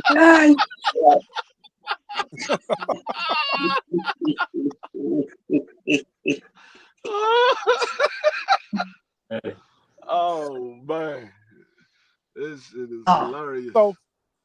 So my next question is, what's gonna happen at 147? Because we got Boots is going up against Karen, whatever his damn name is, Kugadaji. Yeah. I have a problem calling the man Karen. You got Boots versus Kern. You got Rolly Romero. I said Rolly. Mario Barrio facing Abel Ramos. I don't know. Oh, so Barrios did get a fight? Yeah, he's fighting Abel Ramos. They fighting on the undercard of Jake Paul and Mike Tyson. Okay, that's cool. That's cool. Brian so Norman we got fighting, those. That guy. Brian Norman is fighting November 12th. He fighting November 12th. He fighting November 8th. November 8th. That's what I meant to say. November 8th. So we got Yeah, those three fights right there. The only fight that's left is the WBA. What's his name? Stanionis. Stanionis. Yeah, that's the only fight that's left. So hopefully they can go ahead and unify after these guys get their fights out the way. They can go ahead and try to unify. I think if they had time to actually do some negotiations, if that purse bid hadn't have been, that deadline sitting in their face, I think they could have made that Norman and Boots fight work. You think so? I think so. No, yeah, I think they can make the fight. I think Eddie was using that to build up this current fight. Get people start talking about Boots, so they want to see Boots fight. They want to see what Boots going to do against Kern, build that fight up, because there's no money in that fight. The more money Boots make, the more money Eddie Hearn get. Yeah, so but they want to Eddie build didn't that bid no fight money in this fight. It doesn't matter. He still fights under Eddie Hearn. Right. So because he fighting under Eddie, no matter what happens, Eddie get a cut. Yeah, he get a cut regardless. So the more money that Boots make, the more money Eddie Hearn gets. So I think that's why they moved. And Eddie Hearn didn't bid on the fight because he knew it wasn't no money in it, and he still would have had to pay Boots $3 million. Right. He still would have had to pay him $3 million. Or whatever his contract is. Some people say it's not $3 million or whatever. I know the reports that I saw, it said Boots got $3 million for that David Avanesian fight. So he got whatever it is, he still right. Whatever it is that he signed to Eddie Hearn for, Eddie Hearn would have had to still pay him that money, even though they might not make that much money. He still would have to. So I think that's the reason why Eddie Hearn didn't bid on the fight. He let somebody else get it. That way, Boots still gets the lion's share of the money. Eddie Hearn ain't got to give him anything. Eddie Hearn just collects. He ain't got to give up anything. He just collects from Boots. Right. Well, actually, Eddie gets his money off the top. Right. So it was a smart move in Eddie Hearn. He like, look, I'm gonna let it go to purse bid. I'm not bidding on that at all. Whoever bids on it, they can have it. I'm still gonna get some money out of it, regardless. I'm still gonna get money out of it. I just ain't gotta put no money up. Because Eddie would have had to put money up for for Boots and everybody on the undercard. Right. I think it's a smart move to move that fight from Germany. I mean, for the Germans to allow that fight to be held in Philadelphia, because I think it'll make more money here in the States than it would in fighting in Germany. Yeah, of course it makes some more money because because they can have for one, a bigger undercard, and you'll get a lot more eyes on the fight. Yeah, and especially U.S. Boots eyes. already got a fan. He already got a fan base there. Yeah, he already got a fan base, and the money is worth more over here than it is in Germany. So yeah, what I like, so you trying to put Bam on that undercard. God damn, it's the co-main event probably. Yeah, he's the co-main. Bam is the co-main event. Bam is the co-main event on that card. That's gonna be a good fight. I might have to take another road trip to Philly. Oh, come on over, bro. Come on. I'll be right here. Yeah, that ain't nothing but like an hour drive from where I live at. An hour? Where the hell you at? I'm in Glen Burnie right now. I don't stay in DC. I moved out of DC. I can't live in DC because you don't own the property. You only own the house. You don't own your land. You only own the actual house. I can't have a house in DC. You own the building. Yes, I know. I live in the city proper. I'm right off East Capitol Street. I can't do that. At any time the government want to buy you out of your property, or they're gonna give you a paycheck, you either take it or your ass you lose it. You either take it or you lose it. So I can't do that. You will get paid something. If they do, you're gonna get paid. You're gonna get paid, but it's just the fact of you don't own it. At any time they can say, you know what, we want to put a highway over here, or we want to put a new office building right here. I just don't like that. We want to build a stadium right in this neighborhood. Right. I just don't like that. Like Nats Park. I like my mother got a nice house. She got a 1/4 acre. That's hers. Can't nobody move her out of there. The only way she lose that, she don't pay her mortgage. That's the only way she lose it. Or she now she don't have a mortgage. She got property tax. If she don't pay her property tax, Yeah, that's the only way she loses. So that's what I want. I want something where I can leave to my kids when I pass on, and I'm like, hey, your father got a house, you got land. This is yours. Y'all can do whatever y'all want to do. It's in y'all name. It's the family. The family owns it. It's in y'all name. Y'all don't have to sell it. It's yours. The house is yours. All you gotta do is pay the taxes on it every single year.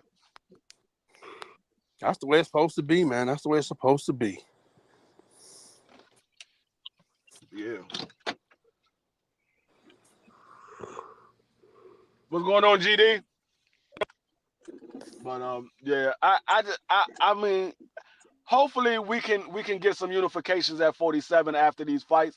So I'm looking at probably the spring or summer of next year they can start talking about some unifications. Yeah, well, hopefully. So Boots is fighting in November, and Norman's fighting in November. They can probably start talks in early part of January. Hell, they can probably start talks in December for having a fight sometime in March. Yeah, and Mario fighting in October. So yeah, all those fights right around the same time. Well, Mario said that Eddie came with a bullshit offer, and they didn't get it. I don't know if he came with a bullshit offer or if Eddie just did that just to say, hey, we try to make a fight with these people and they didn't take it. I think, like I said, I just think it was just something to put eyes on Boots. It was something to get Boots' name out there talking, so that they can talk about Boots and talk about the options of either the fight with Norman or the fight with Karen. And either way, Boots gets a lot. They make a lot of noise about Boots. Yeah, I guess that sounds good. I mean, they just made, the Norman family look, I think it made the Norman family look bad. And people were looking at it the wrong way. Because, see, Brian Norman just became a champion. So his last fight was to become a champion. He wasn't supposed to become the champion, but he did it. And everybody wants to say, well, that's what you got paid. You got paid, chump change in your last fight. Yeah, but my last fight, I was the B-side to become champion. Now I am a champion. Now you need to pay me championship wages. When Boots was before he got the Avanesian fight, he wasn't making $3 million, but he got paid $3 million for the Avanesian fight. I don't know what Boots got paid prior to fighting Albanese. Somebody said it was $375. I mean, it could have been. I don't know. I have to look it up. But I look at it this way. Yeah, Brian Norman, you wasn't a champion in your last fight, and so now you're a champion. I said, okay. So you made $190,000 in your last fight. Let's just say $200,000. You made $200,000 in your last fight. They offered you 1.7. The final offer was 1.7. So right. The 700,000 was for the fight. The extra $1 million that you got on top of that was because you was a champion. Yeah, and basically all that did was that covered all the fees. That covered all his fees. The way I look at it, I look at it like they did compensate the fact that you was a champion. Because remember, he said the first offer was $700,000. He said that was the first offer, and then the offer right after that was 1.5, and then he said the final offer was 1.7. So if they came to you at 700,000, then yeah, they was trying to lowball you right there just to see if you take the bait. And then you said, nah, we need 2 million. And then I think he said he needed 2.2 or something like that. He said he wanted 2.2 so that at the end of the day, he takes home $1 million. Okay, so he wanted to go from I gotta listen, no matter how it looks, before I pay, I still gotta pay the sanctioning bodies. Because both sanctioning bodies gonna get their cut. No matter whether you're on the winning side or the losing side, both sanctioning bodies get a cut for the fight. The Bob Arum, because Brian Norman fights under Top Rank, he gets a cut. Then there were a couple other fees out there that he had to pay, which came to a little over $1 million. And he said he wanted to take home $1 million. Yeah. I mean, I don't think that was unfair when you look at all the numbers. People are not looking at all the. Everybody want to say it's after after taxes he wanted $1 million. No. He wanted $1 million after all the fees. Yeah, no, that's fine. The problem with that is, Brian, if you knew you already had a fight lined up that you signed, the deal that you did with with Bob Arum, you told Bob Arum you wanted a fight before the end of the year, and he made a fight for you. He already had a fight lined up. You signed it 2 weeks prior to this whole thing with Eddie Hearn. Yes. Why would you even entertain it? Because it makes you look bad. By you entertaining it, it makes you look bad. Because what nobody ever questioned was this whole back and forth that was going between Eddie Hearn and Brian Norman. Bob Arum wasn't involved in it at all. Bob Arum is the promoter, not Brian Norman Sr. He's not the promoter. You already have a deal already in place with Bob Arum to fight somebody else. In order to get out of that deal, you have to have Bob Arum involved in the negotiations. So that's how I knew that this fight wasn't going to happen. When I was hearing about it, Bob Arum wasn't even involved in the talk. This was only between Brian Norman Sr. and Eddie Hearn. Well, Eddie Hearn, you can't get this fight if he's already signed to somebody. He's not a free agent. He's signed to somebody. You got to talk to his promoter. You can't just talk to him. You got to talk to his promoter. And they already had a fight lined up. So in order for him to get out of that fight, either somebody would have had to pay that fighter because that fight was already scheduled. You would either had to pay that fighter to get out of that deal, or you would have had to get the okay from the promoter. Neither one of those happened. Well, I think what they did was they contacted Norman's management company to try to set this, to see if they can set this up. That's where the offer was sent. And Norman Sr. said that they talked to Bob Arum about getting out of the fight if they could get this unification. So the fight was still on unless the unification deal went through.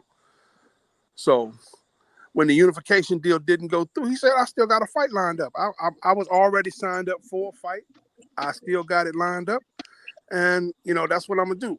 I can't cry over spilled milk because we never filled up the glass.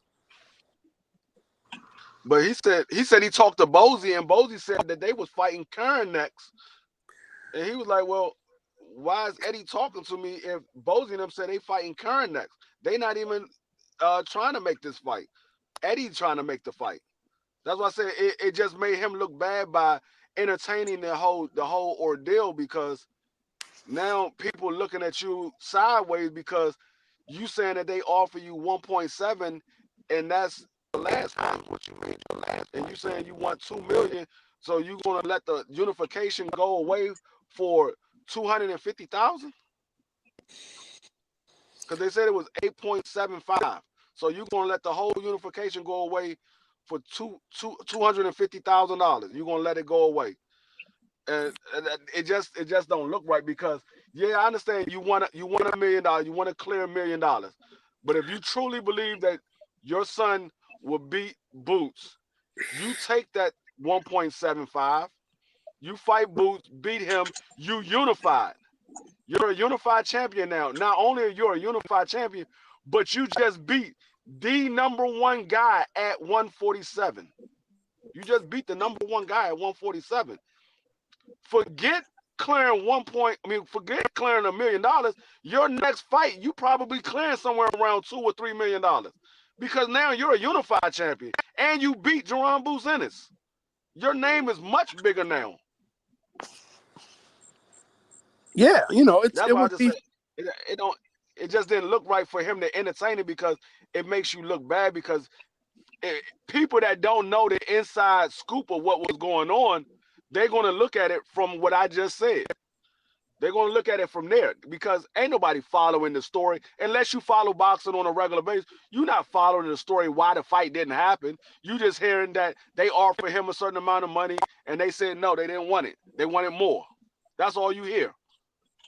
So that's why I say it just makes him look bad from the outside, from the casual aspect. From a casual point of view, I can understand where you're coming from, because from somebody who's not following the story, somebody who wasn't, on all of the channels and listening to all of the interviews and hearing the different numbers and everything that went on, I still can't paint them as a duck. No matter, I'm not gonna paint him as a duck. I'm not saying here duck. I'm not saying here duck at all. I don't think he was wrong at all. I thought it was a bad move to just entertain the whole conversation. I don't think it was a bad move to entertain the conversation, because if I'm going to fight for 200,000 and you offer me a fight where I can bring home $1 million. Okay. I'm gonna tell you why I say it was a bad to entertain the conversation, because you got this fight lined up. Let's say in this fight you make 400,000 instead of making 190. You make 400,000 in this fight. I don't know, because you're the undercard, you're the co-main. Let's just say you're making 400,000. Okay. Now when you go to the table with Jaron Boots Ennis now, after this fight is over, you could say, and they say they offer you 1.5. And you say, nah, we need at least 2.5. This is a unification. I just fought this guy and I got 400,000. I'm fighting you for a unification. Yeah, I just had a title. I've already had a title defense. Now I'm ready to unify. Yeah. So I fought on an undercard and I made 400,000. Now we about to be a main event. We about to be a main event for a unification. This is about to be a big fight. This is a unification at 147. Jerron Bucenis trying to unify. Brian Norman Jr. trying to unify. This is going to be a bigger fight. I need to get at least 2.5. Now you got something to talk about because they're not going based off of what you got your last that 190. They going based off the 400,000 because you could say, look, I went from not being a champion at making 190,000 to fighting at becoming a champion, fighting somebody who doesn't have a name, making 400,000. Now I'm about to fight you. I need to get paid more than that. So he has more of a bargaining chip when he goes at the table now instead of going at it right after he had that fight, because they're going based off of what you did that fight. Even though we know you wasn't a champion that fight. I just can't believe there's so that's why I say go ahead. I said I can't believe that there were so many channels out here that wanted to call that man a duck. I mean, I can't just because you asking for, X amount of dollars, and you still willing to make the fight, and you trying to negotiate all the way up to the last minute. I can't paint you as a duck. Well, I mean, like I said, if you don't get into the nit and the nits and crannies of the situation, you just hear he made 190,000 his last fight. They offered him 1.75, and that's 8 times what you made your last fight. What you mean, no? He about to be you fighting Jerron Bucenis to be unified. You said you know that your son is going to beat him. Why you not taking the fight? You beat him, you unified. That's what I'm saying. When you don't listen to the whole story, you just hear that. Yeah, the YouTube streets is going to run. Oh, he ducked Jerron Bucenis. They offered that man 8 times what he made the last fight, and he said no. So it just that's why I say it makes him look bad at first take. But when you dig into it and you realize what was going on, then you be like, you know what? He really didn't duck him. He already had a fight lined up. They were just trying to get a unification fight lined up. He already had another fight lined up. Yeah. So they were just trying to make this happen. And if they can make it happen, then it'll happen. If not, they'll come back to the table later down the road. So that's why I said it just makes them look bad. Just looking at it from the outside, not hearing the whole story of what was going on. And that's usually how it goes. Soon as somebody breaks some news, oh, Brian Norman Jr. turned down the fight with Jerron Bucenis, they offered him 1.7 or 1.5, and then they realize, oh, he made 190,000 in the last fight. They're gonna be like, oh, hold up, you made 190,000. They offered you 1.5, 1.7, and you turned it down. It just looked bad. It's the same way like Frank Martin and Shakur. Frank Martin and Shakur was about to go to a purse bid. Frank Martin didn't know what the money was that his team accepted. Shakur already knew how much the purse was going to be, how much they had for the money. Shakur knew what he was getting, and he knew Frank was going to get $1 million. So if the bag is $5 million, I'm giving you $1 million. That means I'm getting $4 million. Frank's team is handling this situation. He's not in the negotiations. His team handled it. Frank heard what the money was, and he was like, "Nah, I need a little bit more." Yeah, I need some more. It's somewhat of the same situation. The only bad part about it was Frank's team already accepted the agreement of pulling out of the purse bid. So Frank was obligated to. I mean, he was locked into getting only $1 million. He was locked into that. Frank, give him no more money. They already agreed to him getting $1 million and Shakur getting whatever else that he was going to get. So it looks bad for Frank, but it's somewhat of the same situation. Like I said, Frank wasn't in the negotiation. That was his team. And I don't look at Frank as a duck. You can't tell me Frank ducked Shakur and then he turned around and he fight Tank Davis. Well, he didn't get $1 million to fight Tank Davis. Well, when I heard some. When Tank's he team fought Tank, noted the bags there. Right. So I heard some reports that Frank Martin made $8 million. I heard a report today that Frank made $3 million. Either way, it was more than $1 million. It was more than $1 million. Come on, I got a guaranteed $750 that I'm gonna get when I show up.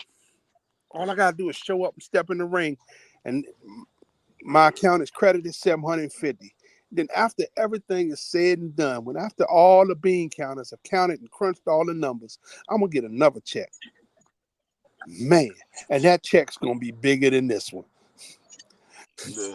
Hell, like I saw Bentley put in. I think it was B3 put in there that Frank Martin only got 3% of the pay-per-views. I find that hard to believe. Tank Davis have never gave anybody only 3%. The smallest I ever seen Tank Davis give anybody was 40%. That's the smallest I've seen Tank Davis give anybody. Whether it was Rolly, whether it was Pitbull Cruz, the smallest he ever gave anybody was like 40%. It might have been 30. I take that back. It might have been 30% was the smallest he gave anybody. Yeah, I think Pitbull only got 30%.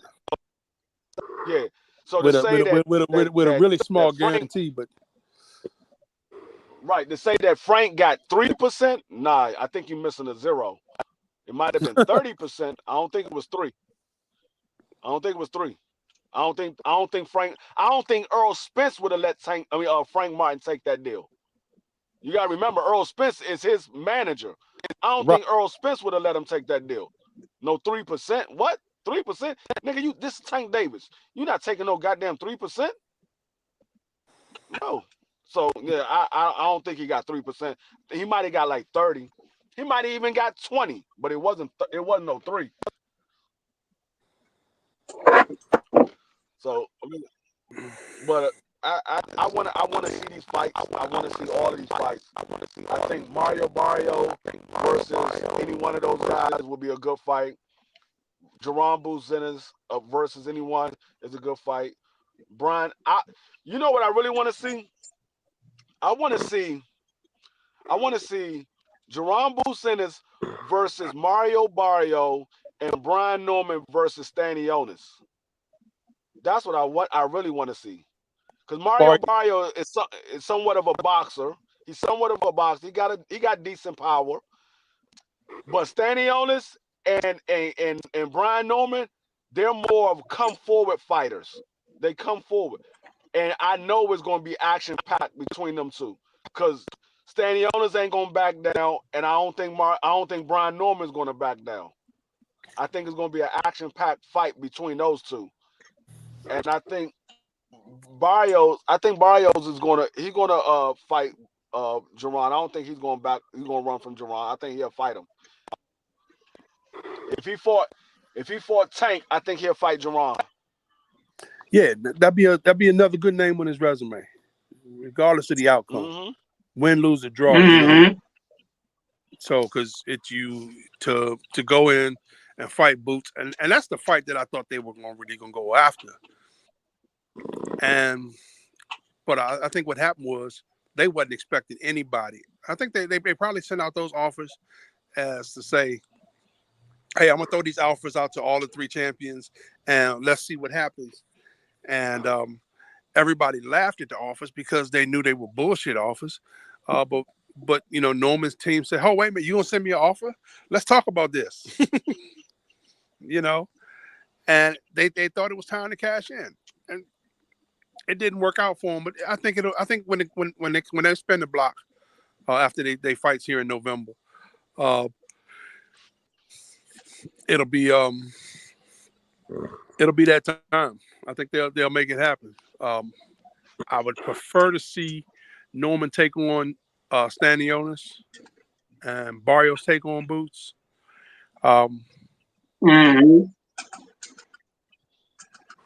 Because and then let them get their and then unify from. I mean, and then go for undisputed from there. Because Boots has always said his goal was to be undisputed at 47, and I think Yeah. that part of those negotiations was the fact that he said that and he was sticking to it.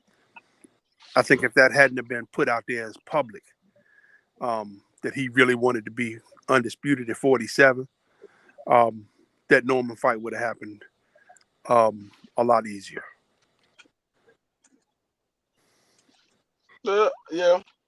I think because to be honest with you, I don't think none of them beat Boots.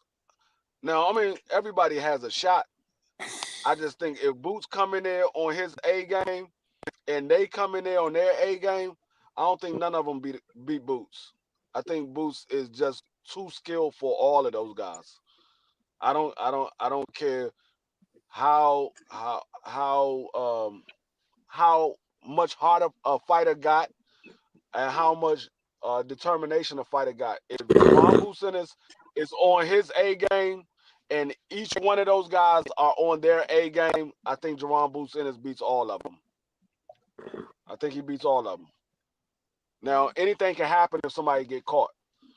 Oh yeah. So I mean, I seen Jaron Boots get caught with a shot and he walked right through it. Not saying that dude is the biggest puncher or none of that, but I seen he doesn't have a weak chin. It doesn't seem like it's weak to me because I didn't seen Jaron Boots get caught a few times, and he walked right through those shots. And hell, I've seen Tank Davis get hit with a shot. Yeah, because Pitbull. That Pitbull hit Tank Davis with a couple of shots. Pitbull hit Tank Davis with a couple of shots, and Ryan hit Tank Davis with a clean left hook. And Tank Davis did not budge. He caught him with a clean left hook. I was like, oh. And Tank walked right through it like it wasn't nothing. I was like, oh, yeah, Tank got a bid on him. Yeah, but you did Brad. He said, hold on, wait a minute. Let me hold on for a second. I can't let him know he hurt me, but yeah, he took a step back and then he came forward. And he like, okay, you won't hit me with that shot again. Took a step back. But he wasn't wobbled or anything. But I mean, no, he wasn't wobbled. He wasn't wobbled. Yeah, everybody going.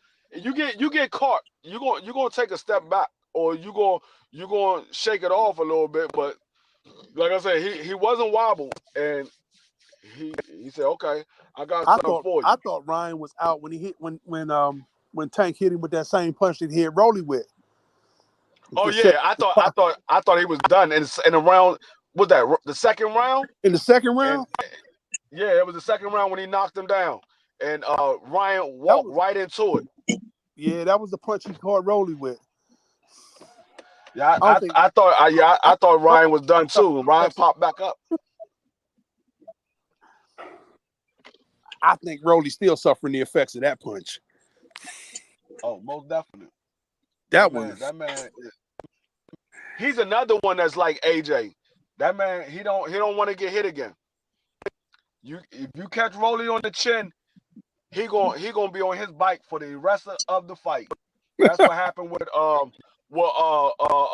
Barossa, and that's what happened with Pitbull.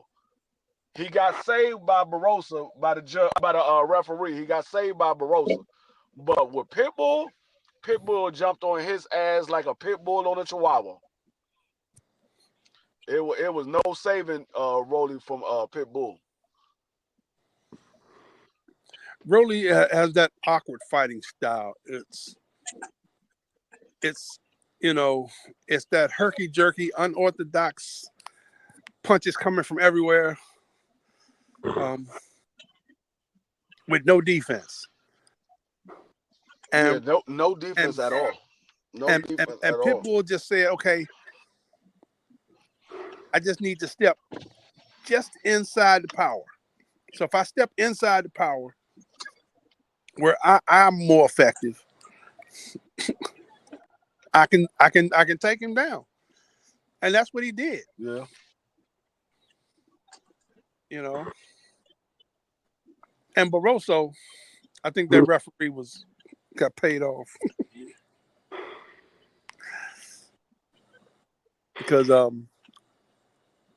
while Rolly was throwing a lot of punches, a lot of those swings were misses. They just looked like he was doing some. But when you go back, I guess when you're standing there live and you're looking at the fight, and you know all these punches they're not flush. They hitting something. They hitting, they making a sound, and it looks a lot worse than what it is. Because I didn't think that stoppage was necessary. I wish y'all niggas hurry up and come get y'all goddamn cars. I'm ready to go home. I know it's right, deep. Sit here, you working a parking lot tonight? Yeah, I'm over here by Howard University. I do this every weekend over here by Howard University. Watch these parking lots so these people stop breaking in these people's cars. Oh damn! I wish I had known that. Yeah, I do that every week. Matter of fact, I'm right here across the street from Howard Hospital. Where that little carry out at. That is a parking lot right beside. Yeah, the little carry out is a little parking lot right beside it. I'm sitting in that parking lot, and they got the one over on V Street as well. So I got these two parking lots. They owned by the same company. So they hired my company to patrol their parking lots on Friday and Saturday for 4 hours. So I come out here for 4 hours from 11 to 3 or 12 to 4, depending on what time I want to come out here. Okay. I wish I'd have known how to stop by. I went picked up my daughter down at Blues Alley. Oh, okay. So yeah, like when we first got on, I talked to the owner. I said, hey, you probably gonna need 2 officers for Howard Homecoming because it's gonna be busy as hell out here. Oh hell yeah. I ain't gonna be able to ride back and forth like you want me to doing how, because I know these parking lots is gonna be filled. The alleyway gonna be filled. I ain't gonna be able to go back and forth like that. I probably tell one of my officers to come out here on that weekend and work work one of the parking lots while I sit in the other one. They probably get one and I get the other one. But they walking out of the clubs now. So some of them getting their cars, but other ones are still walking around on the streets. Either way, 3 o'clock, I lock that damn gate, and y'all gotta walk all the way around to get to y'all car. I leave one side open. They just gotta walk all the way around. So I ain't gonna be out here all night waiting for y'all. Yeah, well, the clubs are starting to shut down now. It's 2:30.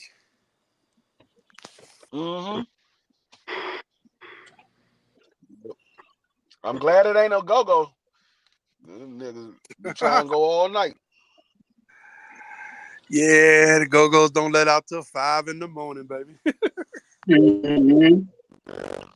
I remember we used to go down to the little black hole up the street. They ain't the black hole no more. But we used to go to that black hole. Oh man, the black hole. I ain't been in that joint in 100 years. It ain't the black hole no more. It's like a church or something now. They done changed it to like a church or something. But yeah, you used to go there. I'm like, you better not go down that daggone strip. They were like, what? I'm just gonna go down here and make a U-turn. I said, dog, it's one way in, one way out. You go down there, guarantee your car's gonna have a couple of extra ventilation systems. I know what you're talking about. They're gonna shoot that bitch up. They don't know you.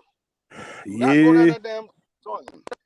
You back into Georgia Avenue and turn around. Don't drive down there. Back on the Georgia Avenue street and turn around. Yeah, you better go on up Pat, go to Georgia Avenue. Go turn around at the McDonald's. Right. There been plenty of people went down there and got robbed. got shot at. I'm like, y'all never learn. Y'all keep going down there if y'all want to. Yeah. Shit. I said, I lived in DC damn near my whole life outside of the times that I went to the military and I moved up to New York. I lived in DC my entire life. It's still certain neighborhoods I don't go in unless I'm going to see somebody. I know how these little, especially youngins now. These youngins just be shooting. They don't even have a reason to shoot. Youngins don't care now, man. No, they don't care at all. They don't even have no reason. They just want to see how they gun sound. I'm like, this joint tripping. I think DC trying to become the murder capital again. Yeah, well, I got shot the year it was the murder capital. 1988. Yeah. It ain't too many people. It ain't too many people who didn't get shot when it was the murder capital. Yeah, I guess you got a point. It ain't too many people. If you hung out on the streets, either you got shot or you got shot at. One of the two. Yeah. If you hung out on the streets in DC and during those times, you either got shot or you got shot at.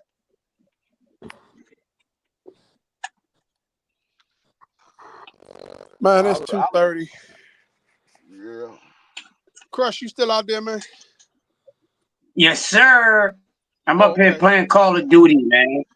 I'm up here cutting up, man. Yeah. I'm about to shut this joint down. BBO, what you think, Big Greg? I can shut it down from my end. Okay. Yeah. I just want to make sure BBO I was asking. snoring like a grizzly. Yeah. You can hear him snoring like a big grizzly. The Asiatic black bear. We got football. We got football. All right, let's see you on football, man. Yes, sir. All Big right. Greg. Yep. Everyone else, thanks for coming through, y'all. Y'all have a good night. All right, we see y'all tomorrow. Peace. Peace.